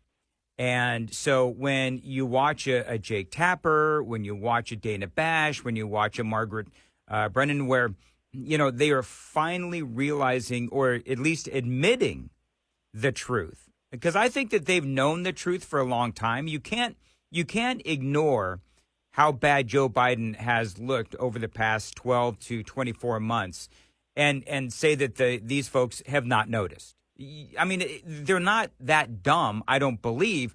It's just that they failed to acknowledge it. And so now that they are acknowledging it, it feels like, they're sort of demanding that the Democrats do what the journalists, are telling them to do. And the Democrats, by and large, are not doing that. And I think that it's the same thing when Donald Trump beat Hillary Clinton. The journalists and the world of journalism, they like to be the kingmakers, right? They didn't endorse Donald Trump. They all endorsed Hillary Clinton, yet Donald Trump beat Hillary Clinton. They were pissed. They never got over that because the American people are supposed to be beholden to them, the journalists, right? The great truth tellers of America. In reality, what the election of Donald Trump told them was that the American people didn't really care what they thought about Donald Trump. The American people voted with their hearts. And so now here we are in fast forward to 2024, and we have a situation where the journalists are telling the Democrats Joe Biden needs to go. But again, that's not out of concern for the American people. That's out of concern for themselves and their own political beliefs, because they don't want Donald Trump to become president again, because they don't want to have to deal with all of that chaos that they dealt with when Donald Trump was in office. But the reality is, Bill, that they are the ones that brought a lot of that chaos when Donald Trump was in office. I mean, all you need to do is point to Jim Acosta from CNN. Well, Dan, I'm old enough to remember that when Ronald Reagan started dozing off occasionally at meetings, the media jumped all over him and they said, hey, what's going on with this guy? Is he not with it anymore? So I can't imagine if back in the 80s, if Reagan had started dodging them and having these fake press conferences where he reads off notes and then runs away, and his protector says, okay, we're done for the day. They would not have let Ronald Reagan get away with that. So that there's been a huge shift in the paradigm. And, I hate to say it, Jake Tapper, as we've discussed, he's not a journalist. He's a former political hack, like 90% of these people. And these things that you mentioned, like worrying about who people are going to vote for, that's not the primary concern of the classical journalist. The classical journalist sees the First Amendment, in other words, free speech and the free flow of ideas, as sacred. That's their job. Get the facts out there. But these clowns during the last 7 years, starting with the Russia hoax, they've been suppressing information and manufacturing information, the exact opposite of what they should be doing. Yep, they don't tell the truth. They try to manufacture the truth and to help their own political ideology and their own political beliefs. And that's not what the media is supposed to be about. Bill, always enjoy the conversations. Very much. Thank you very much for calling Red Eye Radio. Say hello to, this is Jim in San Jose, California on Red Eye Radio. Hey, Jim, how are you? Great, thanks. There's two things I noticed. Number one, this new ruling from the courts helps Joe Biden as much as Trump. Right. In that the courts have been weaponized, let's face it. And the other thing I want to point out is the Biden administration is using a psychological technique called transposing the points. In other words, he's accusing his opponent of exactly what he himself is doing. He says that Trump is a threat to democracy. But in reality, we had a very suspect last election, and we have weaponization of the courts. This is the direct threat to democracy. But he wants to point the finger at Trump because he knows it's really him who's doing it. And there was a political expert in the 80s who wrote a book about this very technique. And it's called Transposing the Points. And this writer says that the people who used this most in that day was the Soviet Union. And I noticed that a lot of these Trump attackers and these Biden supporters fit in this clique of infiltrates who have infiltrated America. So everybody should beware. All right. Thank you very much, Jim. I appreciate it. You bring up some interesting points. And one of the things that you said, and I want to delve a little bit into this, is that you said that this helps Joe Biden. Well, as I said to a previous caller, ultimately the ruling of the Supreme Court, both presidents and future presidents will have to live with this ruling. I mean, one way or another, whether it helps Joe Biden, it helps Donald Trump, it helps whoever the future presidents are. But basically, it helps Donald Trump in the sense that it derails the Jack Smith, as Donald Trump says, and I agree, the witch hunt. It gives Donald Trump immunity in that case that Joe Biden's DOJ is going after Donald Trump, and it's going to delay this until well after the election, and the whole thing may just unravel. So, yes, I do understand that it does help Joe Biden in a way, but it really helps Donald Trump. But also remember that this would not have happened if it wasn't for Joe Biden's lawfare and the DOJ's lawfare under Joe Biden. That's why this whole thing is happening. And that is why, ultimately, yes, it does help Donald Trump. And the Supreme Court, they can sit here and they can scream all they want. The liberals on the court, they can scream all they want that this is, going to help Donald Trump, quote, steal the election. But the reality is that Joe Biden has overstepped. And by the way, this court ruling, there really isn't a whole lot that is new. I mean, the president has always enjoyed immunity for presidential duties and for things that relate to the presidency. And so for for whether it's Joe Biden or Donald Trump or future presidents, they've always had presidential immunity. It wasn't until Joe Biden came along and started going after his political opponent that the Supreme Court had to step in. I mean, that is part of the conversation. Eli Honig is the senior legal analyst for CNN.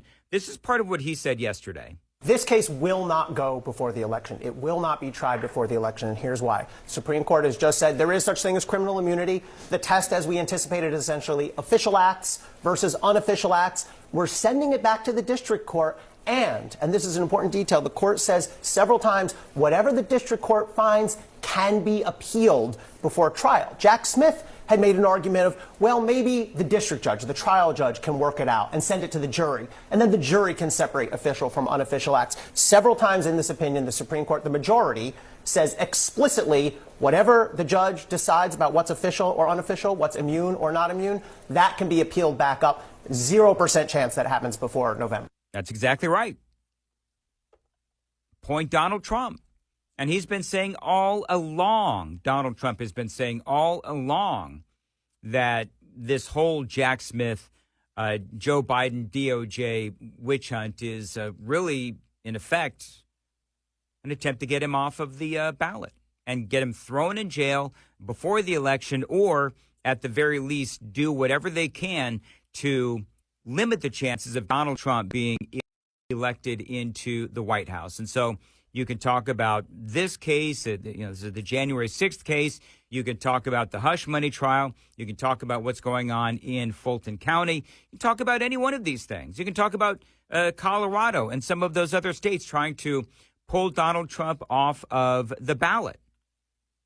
That didn't work either, because ultimately, at least so far, what we have seen is that the American people have not been impressed by all of this lawfare. As a matter of fact, basically what's been happening is that it has been backfiring. It's been backfiring on the Democrats. Fox News, they had a segment. I thought it was a great segment. They had a segment where they were talking about the reaction by folks on the left. They were talking about the reaction of the liberal Supreme Court justices. And so they were talking about not only the Supreme Court justices, but also Chuck Schumer, of course, a Democrat in the Senate, the leader of the Senate. This is what Fox News reports as far as the reaction goes. You had the Biden campaign holding a press call saying, and I quote, they just handed Donald Trump the keys to a dictatorship. You had Chuck Schumer tweeting, this disgraceful decision by the MAGA SCOTUS, which is comprised of 3 justices appointed by Trump himself, enables the former president to weaken our democracy by breaking the law. It undermines SCOTUS's credibility and suggests our political influence trumps all in our courts today. I mean, that's part of the reporting today. Is not only the justices' ruling, the Supreme Court justices' ruling, but also the reaction of people on the left. I love this headline. Chief Justice scolds liberal colleagues for fear-mongering, and it says that justices claim immunity ruling allows presidents to poison staff and have Navy SEALs kill political rivals. And so the Chief Justice, John Roberts, he's chiding the liberal justices for fear-mongering. That is exactly what they're doing. I'm going to read you some of what John Roberts has to say to the likes of Sonia Sotomayor and the other liberals on the Supreme Court coming up next, because It is fear-mongering. It is fear-mongering, and it is rhetoric. And honestly, at the end of the day, it does make the liberals look absolutely insane. I've got that story for you and a whole lot more straight ahead. The phone number, 866-90-RED-I, 866-90-RED-I, 907-3339. Got a lot more straight ahead. Lines open for your calls. 866-90-RED-I on Red Eye Radio.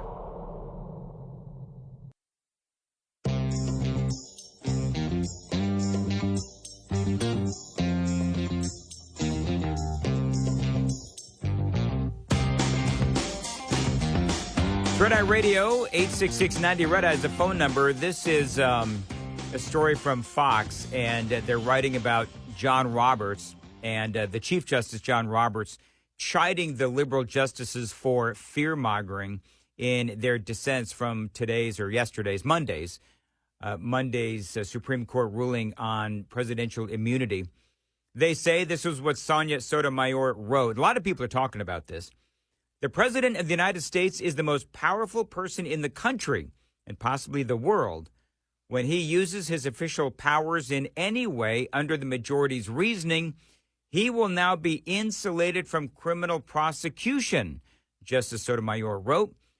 Orders the Navy SEAL Team 6 to assassinate a political rival? Immune. Organizes a military coup to hold on to power? Immune. Takes a bribe in exchange for a pardon? Immune. Immune, immune, immune. That's what Sonia Sotomayor wrote. She continued, let the president violate the law, let him exploit the trappings of his office for personal gain, let him use his official power for evil ends, because if he knew that he may one day face liability for breaking the law, he might not be as bold and fearless as we would like him to be. That is the majority's message today. And so obviously, number one, that sounds a little hysterical.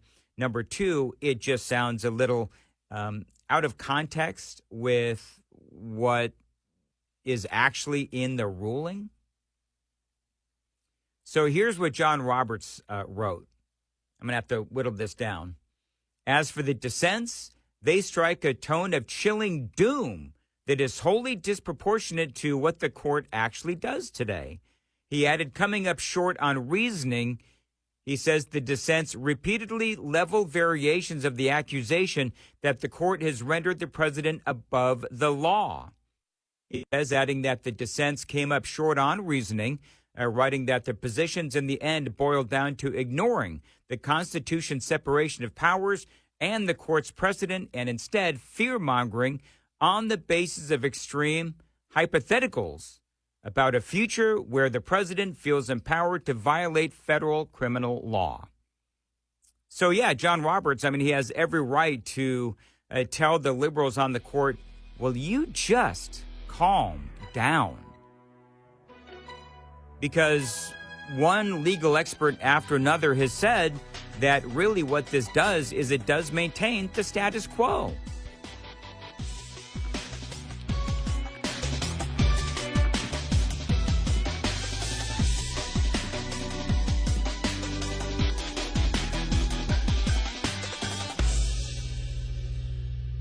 This is Red Eye Radio on Westwood One.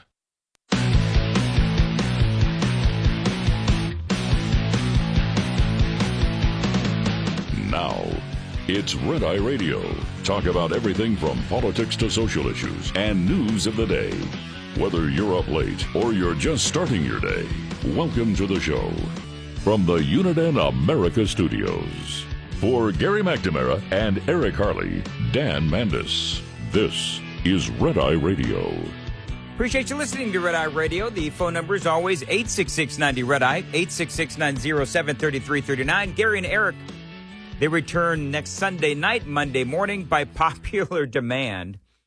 I mean, this was 3 hours ago that I played this Joy Reid audio. I opened up the radio broadcast saying that somebody may need to have to do a welfare check on Joy Reid because she has gone absolutely off the deep end.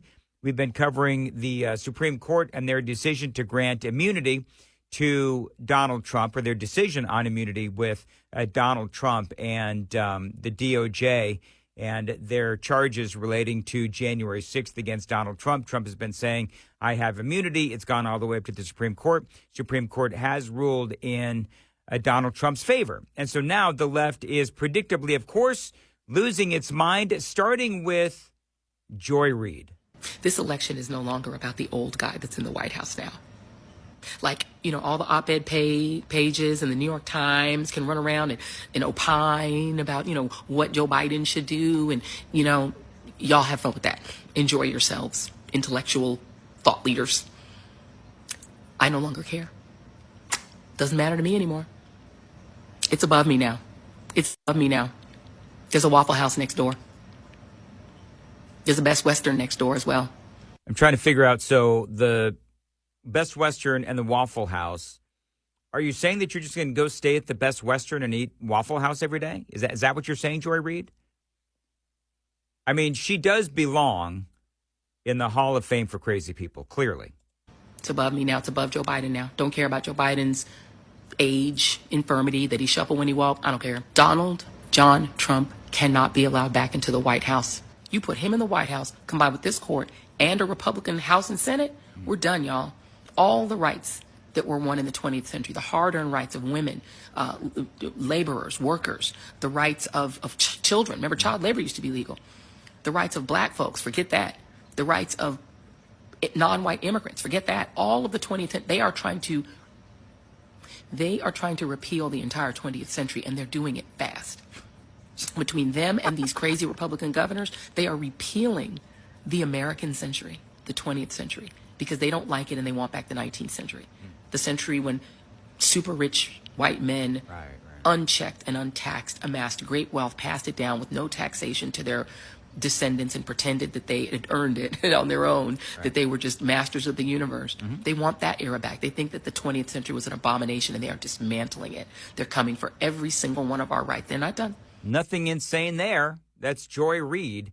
And this was posted to her, I guess it was either TikTok or whatever it was. But clearly she's nuts. You have this court, plus Trump, plus the House, plus the Senate, plus all these states. Y'all better vote for your lives in November. I'm gone. Y'all be good. And God, good luck and God bless. For real, for real. For real. What does that mean? I don't even know. I'm still trying to figure out what that means. So she says there's a Waffle House and a Best Western right down the road, and y'all better vote for your lives because I'm gone, for real, see ya. Well, I don't even know. So is she saying that she's going to move to Canada again? Is she one of these incessantly narcissistic media personalities that the world has to revolve around them? And so now she's saying that, what, she's going to go live at Best Western? And she's going to eat nothing but Waffle House? I guess I just don't understand the liberal mind. And I'm going to be honest, I don't really want to know what is in Joy Reid's mind. But, you know, when I heard this last part. You have this court, plus Trump, plus the House, plus the Senate, plus all these states. Y'all better vote for your lives in November. Right. I'm gone. Y'all be good. And God, good luck and God bless. For real, for real. Well, I'm gone. Does she promise this time? Does she pinky promise? Can Joy Reid pinky promise that she's gone? And please, can you take the nut jobs on The View with you?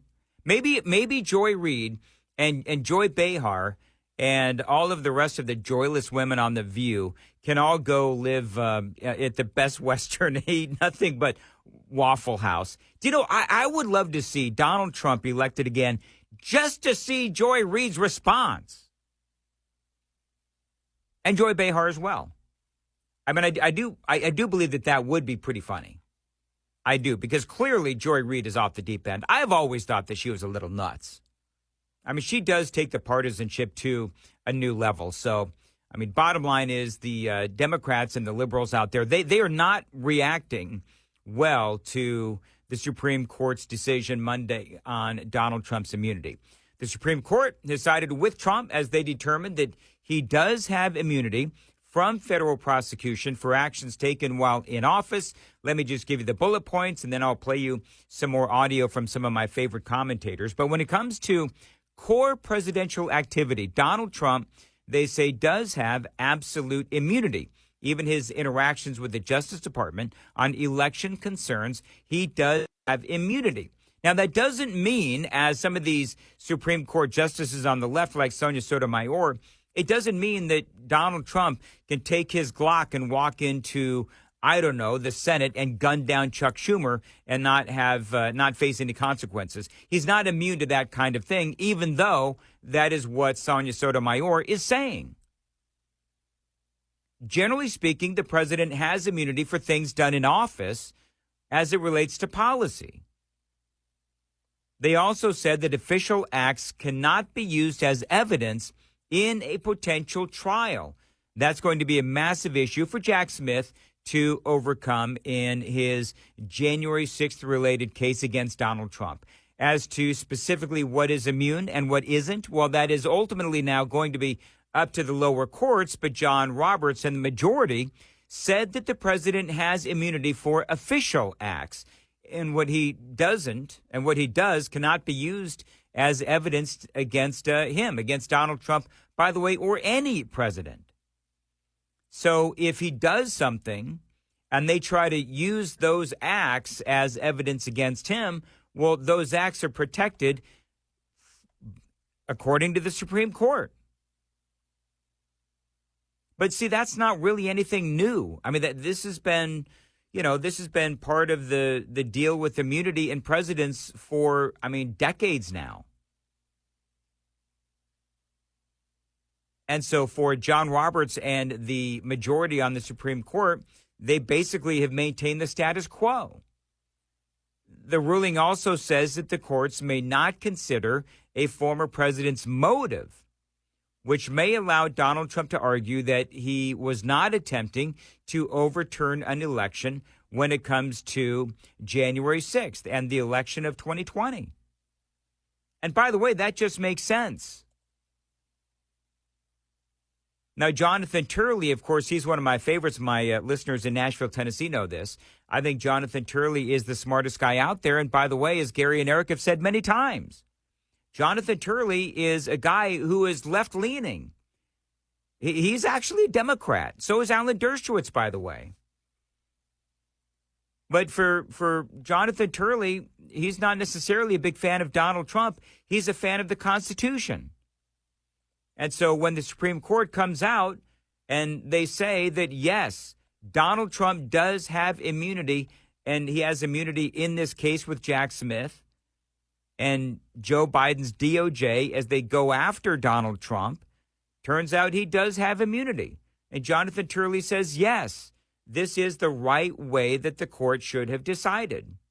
Here's what he had to say. In reading through this opinion, I can't see how this doesn't induce cardiac arrest with the special counsel. At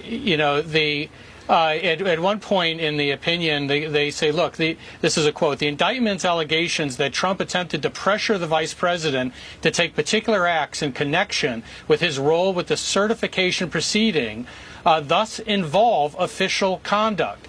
And Trump is at least presumptively immune from prosecution for such conduct. The court then goes on to say that the burden, of course, is on Jack Smith. He has to show that this does not pose any intrusions into the executive branch, that this, quote, may well hinder the president's ability to perform his constitutional functions. Right. I mean, he's right.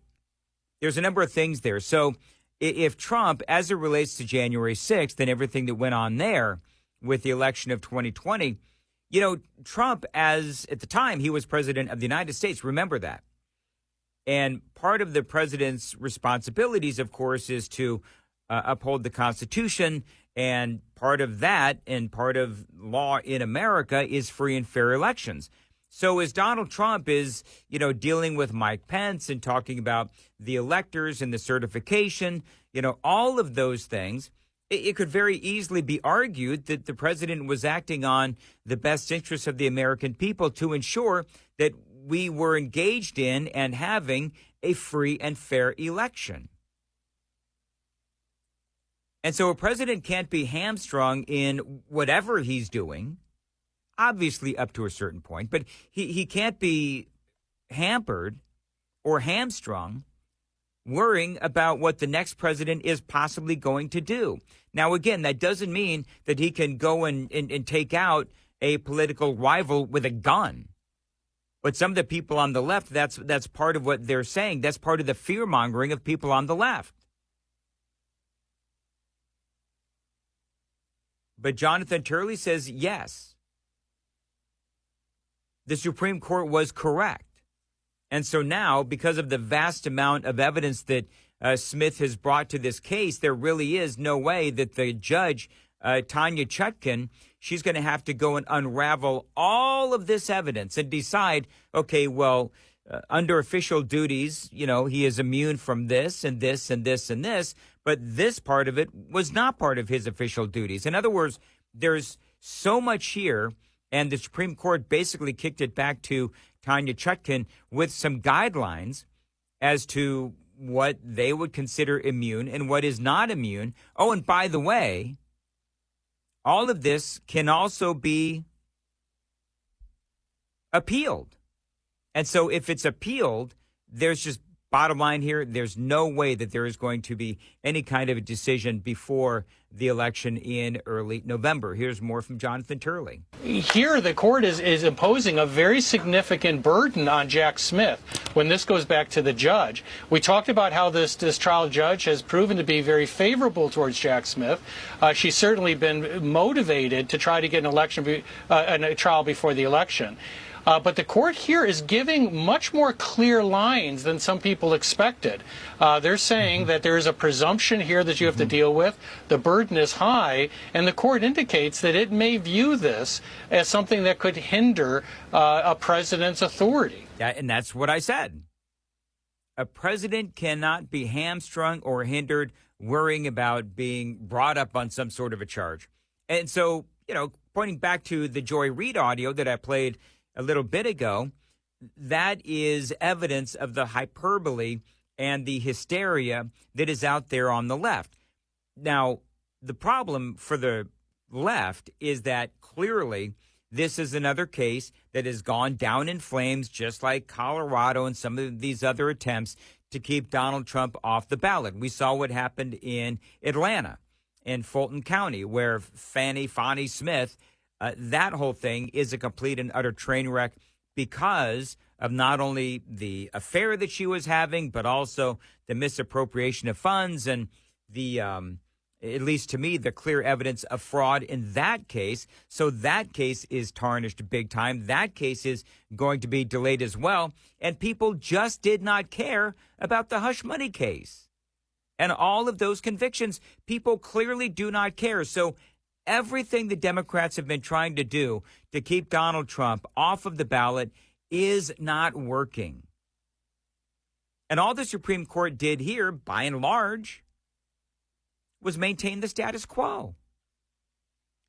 They didn't do anything new like Joe Biden is claiming. Biden came out earlier, well, I mean, depending on where you are, but it was basically last night.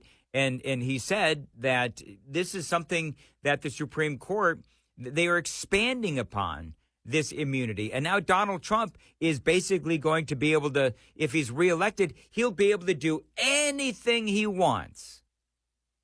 It's like he's a king, is what some of these Democrats are saying. And it's what Joe Biden is saying as well. I've got some Biden audio coming up next right here on Red Eye Radio. 866-90 Red Eye is the phone number. 866-907-3339. Dan Mandis in for Eric and Gary. This is Red Eye Radio. Brought to you by Hot Shot Secret. Hi, I'm Jen Loomis, a transport safety expert at J.J. Keller, and I'm here to share a tip on compliance, safety, accountability. Compliance, Safety, Accountability, or CSA, is the FMCSA Safety, Compliance, and Enforcement Program. Its goal is to hold motor carriers and drivers accountable for highway safety and to reduce crashes, injuries, and fatalities on our roads. CSA does this by assessing the safety performance of motor carriers and drivers based on data collected during roadside inspections, crash reports, and FMCSA investigations. Based on the data that is compiled, motor carriers are assigned a score. The carrier is then grouped with other carriers who have had a similar number of safety events. Carrier scores within the group are then ranked to determine intervention priority. Low scores are better, So carriers with the highest scores are those that are most likely to be targeted for intervention by the FMCSA.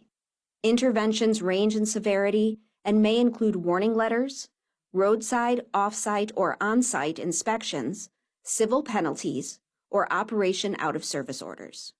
This tip was brought to you by J.J. Keller and Associates. Visit us at jjkeller.com. Get in touch with Red Eye Radio, toll free at 866-90-RED-EYE.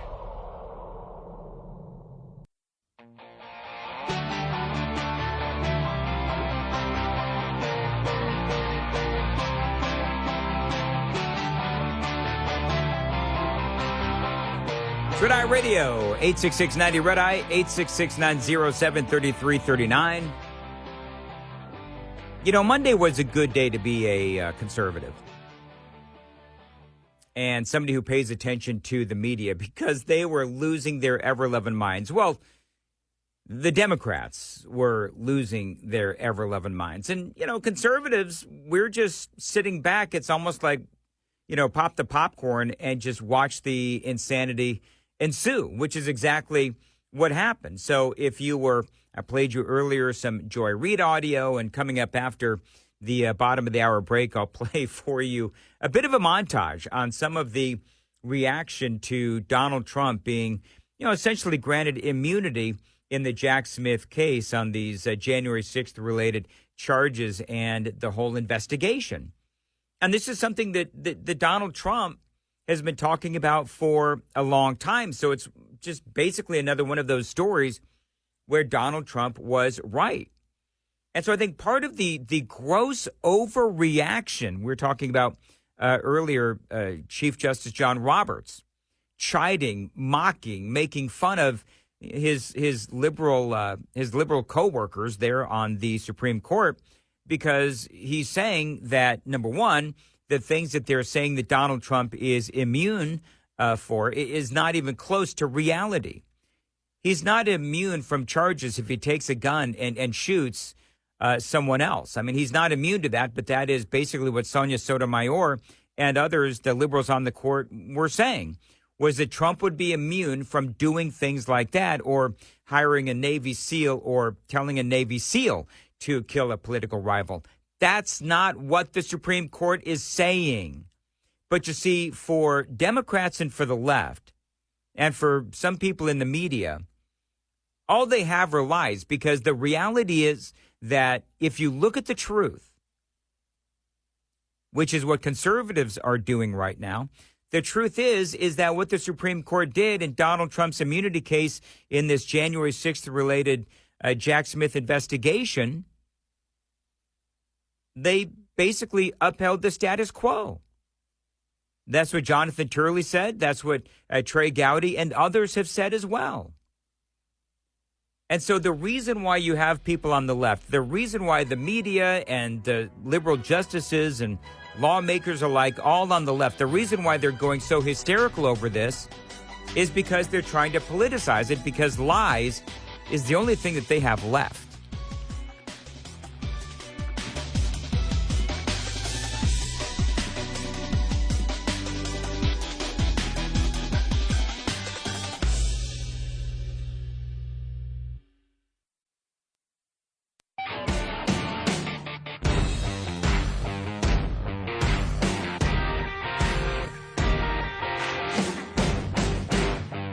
Red Eye Radio from the Uniden America Studios. Now, for Gary McNamara and Eric Harley, here is Dan Mandis. Appreciate you listening to Red Eye Radio, 866-90-RED-EYE. Gary and Eric return next Sunday night, Monday morning. You can find out more about me on the Dan Mandis Show Facebook page. I'm on all the socials at Dan Mandis Show. I do host a morning show in Nashville, Tennessee on Super Talk, 99.7 WTN. And you can find out more information on my show at 997wtn.com. I've got some audio from Joe Biden, and he is commenting about the Supreme Court's ruling on immunity. But I've also got this story that just came down from the Daily Mail. And basically the bottom line is the Daily Mail reports, they say exclusively, is that major donors to the Democrat Party are threatening to leave the party if Joe Biden is not replaced. And so I've got that story for you coming up as well. Let's face it, Joe Biden has seen better times. The Democrat Party has seen better times. And, of course, yesterday, Monday, is an example of the Democrats' way, in my opinion, overplaying their hand. As I've been reporting to you, the former President Donald Trump essentially basically granted immunity from these January 6th related charges. And it's not just Donald Trump that is going to be able to continue to enjoy that immunity, but it's all presidents. You know, the Democrats are acting like this is a get-out-of-jail-free card for Donald Trump. But remember that it was all of the lawfare that Jack Smith and Joe Biden's DOJ has been bringing to try to keep Donald Trump out of office for a second term that forced the Supreme Court to do what they did yesterday. And so that's also part of the dynamic. I've been telling you about how the reaction from the left has been just totally and completely unhinged. And so here's just an example. The Supreme Court is functioning, and it is basically giving a green light for criminal activity in the Oval Office under certain circumstances, given the present state of our country is very, very scary. The president's interactions with the Department of Justice are absolutely immune. The president becomes a king in that circumstance, and it's just incomprehensible that the Supreme Court could come to such a judgment. Trump's Supreme Court has decreed him a king, and now it's just up to voters to say, do you want, there are no guardrails now. Second term for Trump, there are no guardrails. We've been on this steady march of acceptance, a normalization of political violence. Now it's almost codified. I guess, theoretically, President Biden, acting within the scope of his official duties, could dispatch the military to take out the conservative justices on the court, and he'd be immune. Think so? I mean, that is just dumb. That is just dumb. You know, between Joy Reid's audio that I played for you a few minutes ago and in the Democrats in that montage, some of that was from Fox News. Some of it I got myself. But you know, here's the thing, is that they are politicizing this because that's all that they have left. I mean, one of the things that Trey Gowdy says is that, presidents have always had this immunity because they can't be hamstrung by the fact that they may be brought up on some sort of a charge by political rivals. Presidents have always enjoyed powers that the rest of us do not. I read that dissent as just, they must not have read the majority opinion, because the majority opinion is pretty simple.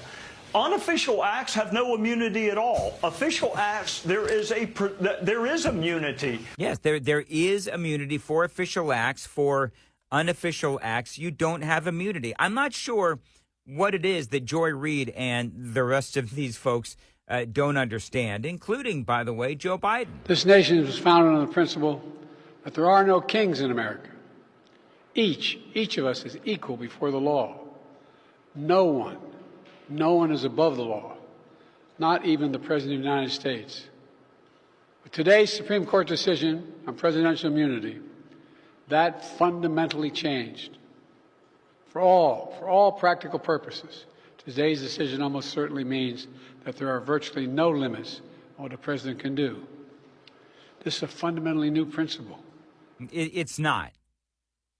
And every legal scholar that is at the very least independent or, yes, right-leaning will tell you that the presidents have always had that immunity. It's part of the deal of being a president.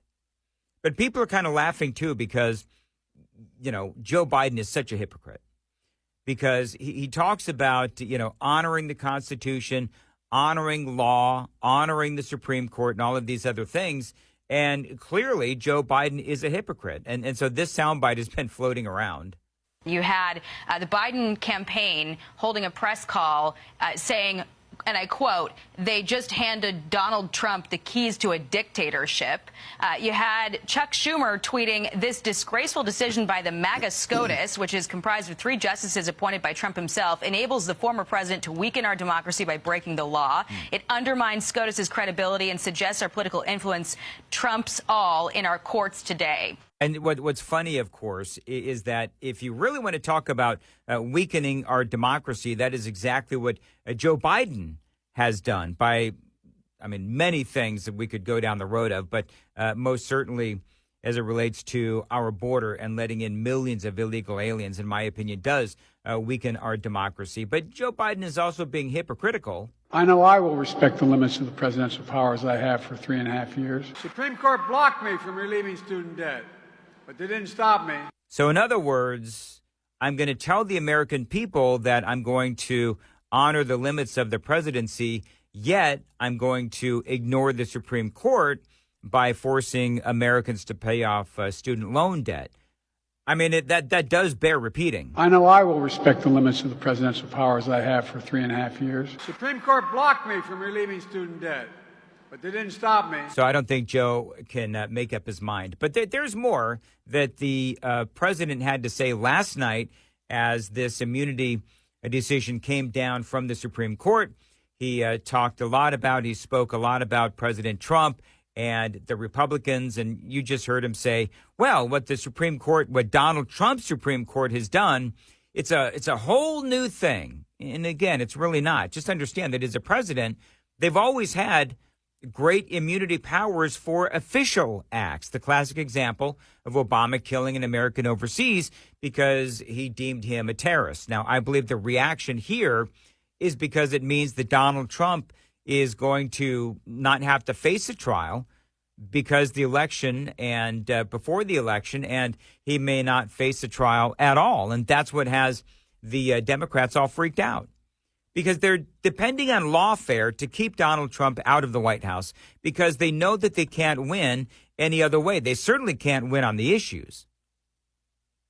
But Joe Biden is lying because the ruling doesn't say what Joe Biden is saying that it says. The ruling doesn't say that there are no limits to presidential immunity. What it does say is that if you have something legal to bring against the president, you're going to have to present evidence. And that, yes, a president does have to have immunity for core presidential responsibilities.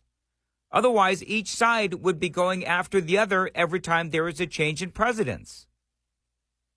And make no mistake, the Supreme Court, they took this case because of the lawfare of Joe Biden's Department of Justice. Because the power of the office will no longer be constrained by the law, even including the Supreme Court of the United States. The only limits will be self-imposed by the president alone. Yeah, and of course, it wasn't long before he weaves in Donald Trump and January 6th, where Joe Biden does tell a blatant lie. Nearly 4 years ago, my predecessor sent a violent mob to the U.S. Capitol to stop the peaceful transfer of power. We all saw it with our own eyes. We sat there and watched it happen that day. Attack on the police, the ransacking at the Capitol, a mob literally hunting down the House Speaker, Nancy Pelosi, gallows erected to hang the Vice President, Mike Pence. I think it's fair to say it's one of the darkest days in the history of America. I think it's fair to say that those are all lies. Donald Trump did not send those people into the Capitol. He said, march peacefully and patriotically, just like Donald Trump didn't say that white supremacists were good people. But Joe Biden hates Donald Trump. And Joe Biden feels like he himself is immune from telling the truth. I mean, hasn't that been evidenced all along since he took the oath of office? Really, for Joe Biden, I mean, that has been a core tenet of his time as president and as a politician. The lies have just been piling up for years. Now the man who sent that mob to the U.S. Capitol is facing potential criminal conviction for what happened that day. And the American people deserve to have an answer in the courts before the upcoming election. The public has a right to know the answer about what happened on January 6th before they are asked to vote again this year. Now, because of today's decision, that is highly, highly unlikely. It's a terrible disservice to the people of this nation. So obviously, Joe Biden is trying to, number one, politicize this, which is what they do. But here's the thing. If the American people have a right to know, and that is just what you heard Joe Biden say, if the American people have a right to know, then I'm asking the question, shouldn't Joe Biden then be willing to take a cognitive test before the election? If the American people have a right to know, and it is clear through the polling that vast majority of Americans do believe that Joe Biden should take a cognitive test. Donald Trump has taken his, passed it with flying colors.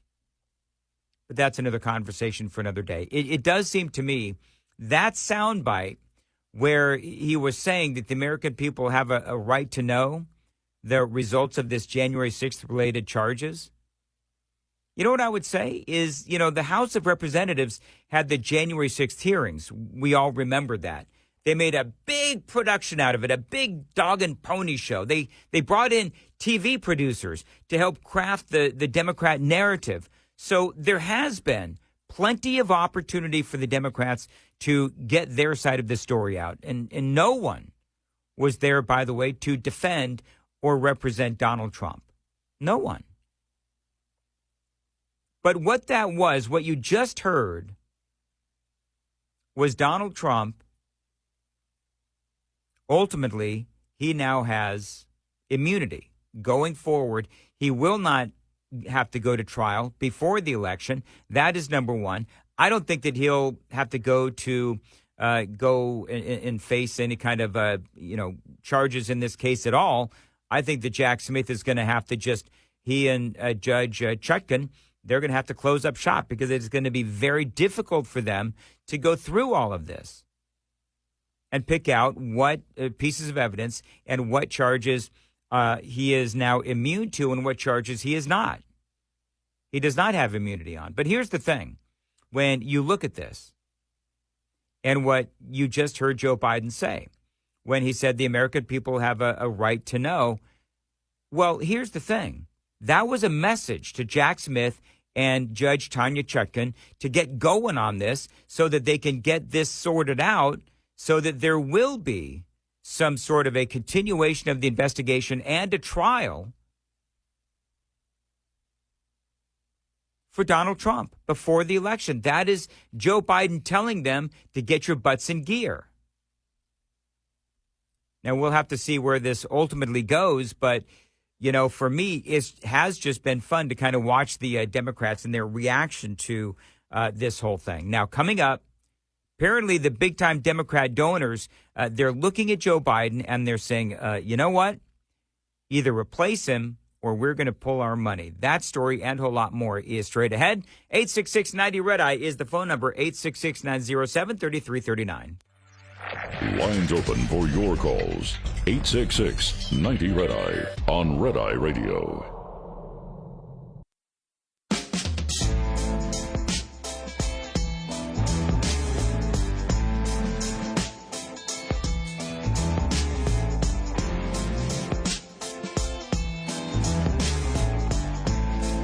Red Eye Radio, 866-90-RED-EYE, 866-907-3339. All right, so there's a couple of stories out there that I'm going to touch on in the next hour. One of them, apparently, Carl Bernstein, Watergate reporter Carl Bernstein, is now claiming that Joe Biden staffers and some media have witnessed up to 20 marked incidents of cognitive decline and physical infirmity in the ailing President Joe Biden in the last 18 months. Now, Carl Bernstein, he's no fan of Donald Trump, but he was on with Anderson Cooper last night, and he is talking about how this is common knowledge within the White House, the same White House that has been denying that Joe Biden has problems. And so I've got that story for you. And you got a whole bunch of donors, Democrat donors out there that are saying you've got to get rid of Joe Biden or we're going to pull our funding. So very big stories ahead right here on Red Eye Radio.